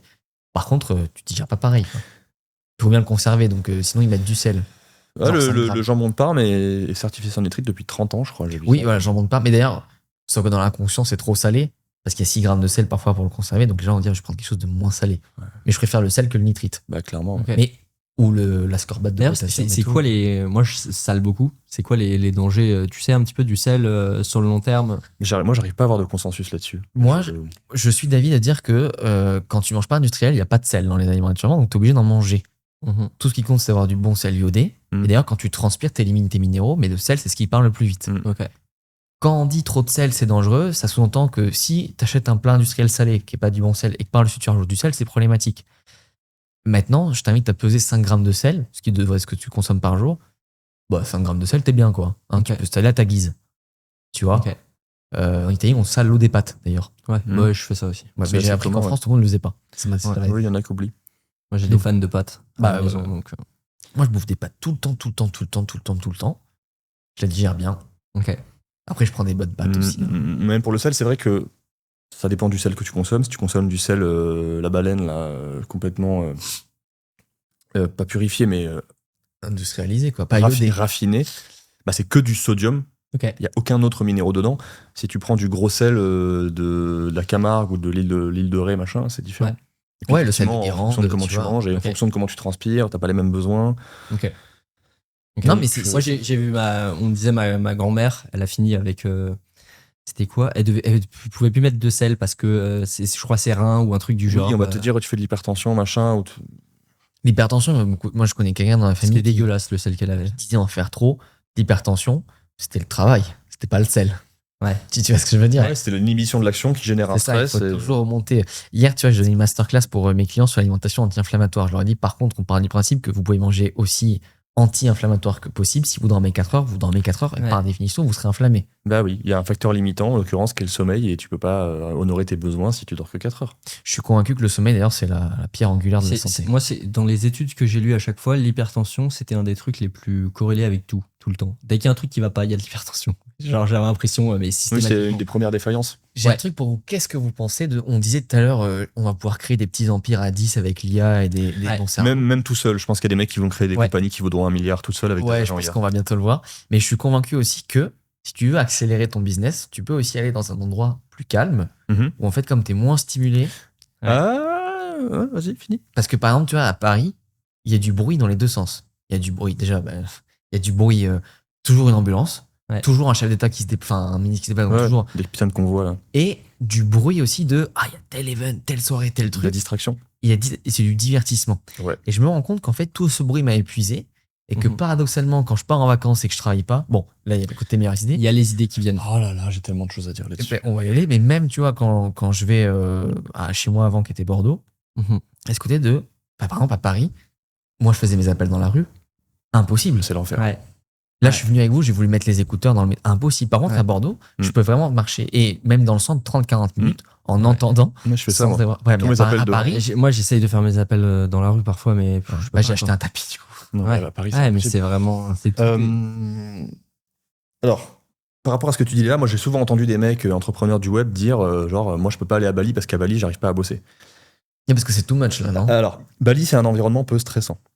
Il y a des gens qui ont une tolérance au stress très élevée et qui, s'ils vont à Bali, ils sont pas suffisamment stressés, j'ai l'impression, pas suffisamment stressés pour se mettre en action et réussir à bosser. Eux, ils ont besoin d'être dans un environnement surstimulant. A contrario, il y a des gens qui, de base, sont très stressés, qui ont une faible tolérance au stress, qui sont submergés facilement. Et ces gens-là, si tu les mets dans un environnement stimulant, ça va être trop pour eux. Alors que si tu les mets à Bali, ils vont réussir à bosser parfaitement. Parce qu'ils seront au niveau de stress qui correspond à ce qu'ils ont envie de vivre et ce qui fonctionne bien pour eux. Bali, après, c'est quand même stressant sur le côté où tu peux rien faire à pied. Moi, par exemple, je me suis dit que pour l'instant, je n'irai pas là-bas parce que quand je vois les routes pleines de scooters, ça m'angoisse à un niveau. C'est une forme de stress aussi. Mais je me dis, putain, mais quand j'étais en Thaïlande, je me sentais prisonnier de ne pas pouvoir sortir à pied. Ok. Tu vois, je me dis à côté, je vais aller à pied, c'est 10 minutes. Par contre, bonne chance. Prends le scoot, c'est à côté. Ouais, mais je vais y aller à pied. Non, puis tu vas faire à pied, puis il y a un chien errant qui te hurle dessus et tu as peur pour ta vie. Mon frère a fini à l'hôpital comme ça. Il s'est fait charger par une poule, je crois. Ah ouais. Une poule. Il y avait des buffles. D'ailleurs, c'est un truc, ça, en Europe, c'est sous-côté, le fait qu'on peut tout faire à pied. Ouais. Ça m'a marqué aussi quand j'étais à Dubaï ou même au Maroc. Parce qu'on se repose sur nos acquis. Ouais, mais c'est bien de se dire qu'on a des trottoirs et qu'on j'ai jamais peut fait marcher. gaffe ça par rapport à. Ah oui, non, mais il y a des villes en Asie qui sont tellement pas faites pour les piétons qu'à des moments tu te retrouves coincé, tu te dis, mais c'est quoi cette merde? Genre, Kuala Lumpur en Malaisie, mec. Non, mais c'est ça qui est bien en Europe, tu vois. Quand je suis allé à Florence, il y en a qui m'ont dit t'as loué une voiture. Je dis pourquoi faire? Ouais. T'as pas besoin de voiture du tout. Et même pour aller à Bologne, tu prends le train en une demi-heure. En une demi-heure. Mec, c'est fou. Et même Paris c'est petit. Hein. Oui, mais même à pied, à Paris, tu peux faire quasiment tout à pied. Tu peux même aller en banlieue. Moi, je fais 2-3 heures de marche par jour comme ça à Paris où c'est trop bien. Alors à la place de prendre les transports ou le soir quand je rentre du taf, je me dis non mais je prends le vélo en plus en général, mais je me dis vas-y je rentre à pied, ça me fait marcher, ça me fait du bien. Mais par contre c'est vrai qu'il y a trop de bruit. Du coup ça casse les couilles. T'as jamais le mental vraiment reposé. T'avais pas l'air d'accord avec moi quand je dis en fait je pense que en quittant le double bruit, donc bruit sonore et le bruit distraction, on pouvait améliorer nos capacités de concentration et donc créer plus. Ça dépend des gens. Toi, t'as du mal à te concentrer comme moi. T'as un cerveau qui part dans tous les sens. Et surtout qu'en fait, étant très extraverti, on propose un truc, j'ai envie de dire oui. Mais moi je suis comme toi.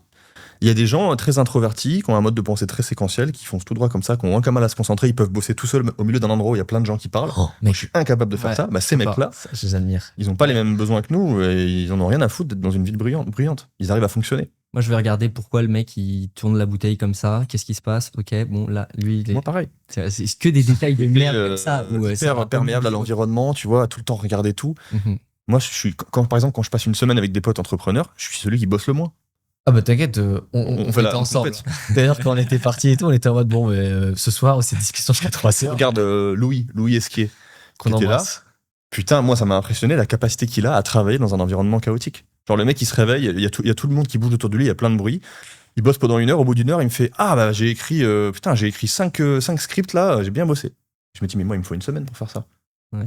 Mais du coup, nous, on a d'autres. Et c'est pour ça aussi que tu vois, j'hésitais aussi à est-ce que je parle Paraguay, parce que du coup, notre force, c'est aussi le relationnel, tu vois. Et c'est vrai que le relationnel tout seul à la campagne, c'est un peu. Bah après, je pense qu'il y a du relationnel de réseau aussi. Bon, il y a plein de trucs. En fait, c'est trop intéressant. Bah, bref, il y a trop. Ouais, non, mais c'est vrai. Non, mais tu vois, quand je fais une semaine entre entrepreneurs ou un séminaire, dans ma tête, c'est vacances. Ou alors Ouais, moi aussi. réflexion de fond, mais à aucun moment j'ouvre mon PC mon pour, CRM pour. Ah, tu c'est vois. mort. Ah non, c'est Moi, j'y vais pour me stimuler, avoir des idées. Et une fois que je suis rentré chez moi, que je suis au calme, les idées, je peux les implémenter dans le réel, quoi. Voilà, mais c'est pour ça que c'est vachement important de s'écouter comme ça. Ouais. J'ai lu, peut-être qu'on va finir sur ça, mais c'est Warren Buffett qui avait dit que lui, ce qu'il pense qui a fait sa réussite, c'est qu'il habitait loin de New York, donc loin des marchés, et donc il n'écoutait pas le bruit, ce qu'on dit. Et je trouvais ça vachement intéressant parce que à ma micro-échelle, je me dis, moi aussi, j'aimerais bien, en fait. De toute tu façon, vois. si tu écoutes le bruit, tu fais ça tout le temps. Tu changes tout le temps. Il y a toujours un mec qui arrive et qui vient te dire, ouais, moi, je sais ce que tu dois faire et tout, machin. Il n'y a pas du tout les variables en tête de ton business, de qu'est-ce que tu fais, comment ça fonctionne. Et le mec va te dire, non, mais moi, je sais et tout. Et comme le mec a vraiment confiance, tu peux te dire, attends, mais c'est vrai que, tu sais, genre, bah, peut-être que je fais confiance là-dessus, je le suis et tout. Mais sauf que, en fait, si tu fais ça, t'as pas le temps d'implémenter une stratégie, de la tester réellement, de prendre du feedback et tout. Et tu peux, tu vois, si jamais t'es un petit peu influençable sur ces trucs et t'as besoin d'être rassuré, t'es dans la merde. T'es dans la merde. Il y a ça, et il y a un autre truc très important, je trouve, c'est que quand t'es dans le bruit, t'es aussi beaucoup plus soumis au désir mimétique. Donc t'as beaucoup plus de mal à te concentrer sur ton propre désir, et tu t'accapares le désir des autres. Et c'est ça le te problème déconcentre. de la déjà pub en désir en général. mode. En mode, ah putain, lui, il fait telle boîte, il est dans tel business, ça a l'air. Ce marché a l'air génial et florissant. Shiny Faudrait object peut-être que je syndrome. fasse ça. Et du coup, tu te laisses déconcentrer. Tu sais que, enfin, vous savez que je pense que j'ai perdu beaucoup de temps avec ça parce qu'en fait, il y a plein de bonnes idées, plein de strates différentes. J'ai un peu tout écouté. Ouais. Et je me dis, mais au fond, Flav, c'est quoi ta strat? Quand quelqu'un me demande ça, et je dis, en fait, j'en ai pas. Parce qu'en fait, je suis une énorme éponge de vos strates. Et du coup, je me suis complètement perdu dans mes strates. Et du coup, je sais qu'on fait des compléments français de qualité, voilà. Mais c'est quoi ta marque? Tu l'as avec nous? Je sais pas répondre à cette question. Et c'est mon focus de l'été. Ouais. De savoir on va où? Focus de l'été. Focus. Et pour pouvoir se focus sur ça, il faut du calme, je pense, un minimum. Ouais. Bah, j'ai hâte de passer l'été. Et moi, j'adore voir ce genre de profil là que je décris qui vient et qui te donne les meilleurs conseils du monde, mais directement, quoi. Et genre, t'es là, ouais, mais en fait, et si tu le questionnes, tu vois qu'il a un rapport souvent à la réalité ultra autocentré, égotique, j'allais dire, mais tu vois, et avoir ce truc de non, mais moi, je sais ce qu'il faut faire dans la vie et tout. Et en fait, quand tu vas creuser derrière, il flippe parce que justement, il essaye de se rassurer avec, tu vois, ça c'est comme ça que fonctionne le cerveau, t'essayes de convaincre l'autre de ce que tu veux te convaincre. Si t'es sûr d'un truc, tu vas pas te chercher à débattre, tu vois. Tu vas essayer d'argumenter un petit peu et tu vas pas te fatiguer tu vois. Il y a un truc où, quand t'essayes vraiment avec hargne de débattre, c'est qu'il y a une partie de toi qui est pas sûre de ce que tu dis, tu vois. Genre, sinon tu restes bien avec toi, tranquille, bon, il est pas d'accord. Tu vois, comme quand tu vois un enfant et qui dit non, imagine l'enfant, il te dit non, la terre est plate. Et bon, bah, c'est pas grave, tu vois. Tu vas pas te faire chier, en fait. Et que tu projettes vachement aussi sur les autres les conseils que tu as fait toi. Ouais. Par exemple, moi, j'ai des mecs qui. Tu vois, t'as un mec, il a fait une boîte e-commerce très connue. Il me dit, full pub, faut que t'ailles à fond dans la pub. Moi, je me dis, ouais, grave, full pub. Puis t'as un mec qui dit, bah non, vous êtes déjà un peu connu, full organique. Je me dis, ouais, grave, full organique. Et du coup, on se retrouve à faire un peu chaque strat, parce que moi, je suis très influençable sur ça. Donc, pareil, je m'en protège maintenant que je l'ai bien compris et je l'ai bien senti. On en parlera en privé probablement. Ouais. Mais il y a ce truc aussi où, en fait, tu te dis, tout est bien. Toutes les strats peuvent fonctionner. Par contre, laquelle je veux faire, laquelle elle en est où je veux. Et en fait, te dire, ouais, mais lui, il te dit que la pub, ça fonctionne parce que son business fonctionne sur la pub. Lui, il te dit, moi, je suis full organique parce que lui, c'est full organique. Mais en fait, il te dit pas ce qu'il pense sincèrement de ce que tu devrais faire. Il te dit, moi, j'ai fait ça. Il prend même pas le temps de se le demander. C'est pour ça que j'essaie de plus donner le conseil. Il n'écoute pas. Et même, je vais te le dire, il veut t'évangéliser, il veut pas t'écouter. Même côté nutrition, c'est dur d'accompagner des gens parce que je me suis rendu compte que je pense que vous prenez tous les coachs sportifs en France, je dois être le coach qui donne proportionnellement le plus de gluten à ses clients, puisque moi-même, j'en consomme beaucoup. Enfin, je mets plus facilement des pâtes que du riz dans une diète. Mais c'est biaisé, c'est moi. Donc vraiment te dire, le client il veut ça, je dois lui donner ça et j'ai pas mes billets. Donc c'est pour ça que je dis aussi, prenez des coachs qui vous ressemblent. Parce que si jamais il dit moi je suis anti-gluten, il y a un moment, je veux dire, tu veux pas essayer quand même, tu vois. Non, mais c'est une bonne remarque. Prends un coach qui te ressemble parce qu'il va. Tu te fais sacrifier sinon. Si tu prends pas quelqu'un qui te ressemble un minimum, tu te fais sacrifier toi, tes idées, de ce que tu as envie, quoi. Le nombre de Méditerranéens que j'ai en coaching est proportionnellement élevé. Si tu peux plus connecter avec eux, peut-être ils s'identifient mieux. Bah, j'ai pas mal de franco-italiens. Voilà, je pense qu'on. Parce que vous êtes chauvin. Ouais, ou juste ils disent le mec il bouffe des pâtes au pesto. Je vais rejoindre Ouais, son non, équipe, mais tu vois. Il y a un peu de ça. Un Hein. violet commun. Ouais. On va finir sur les pâtes au pesto. Voilà, merci beaucoup Merci, les gars Fabio. pour l'invite. Pensez C'était à trop vous cool. abonner au podcast, c'est super Ouais. important. Je vous le fais pour vous parce que je sais que je suis en train de faire la pub. C'est vrai, c'est vrai. Abonnez-vous, soutenez-les, commentaires, like, on s'abonne, on partage tous les réseaux, c'est super important Et- pour eux. Allez voir Nutripreneur, Et, allez voir le ouais. podcast Corps et Esprit. Bah merci aussi. Merci à tous. Merci Ouais. à vous deux. C'était Merci très à toi, cool. merci à Et vous. puis, À bientôt. À bientôt. à bientôt Ouais. pour un prochain épisode.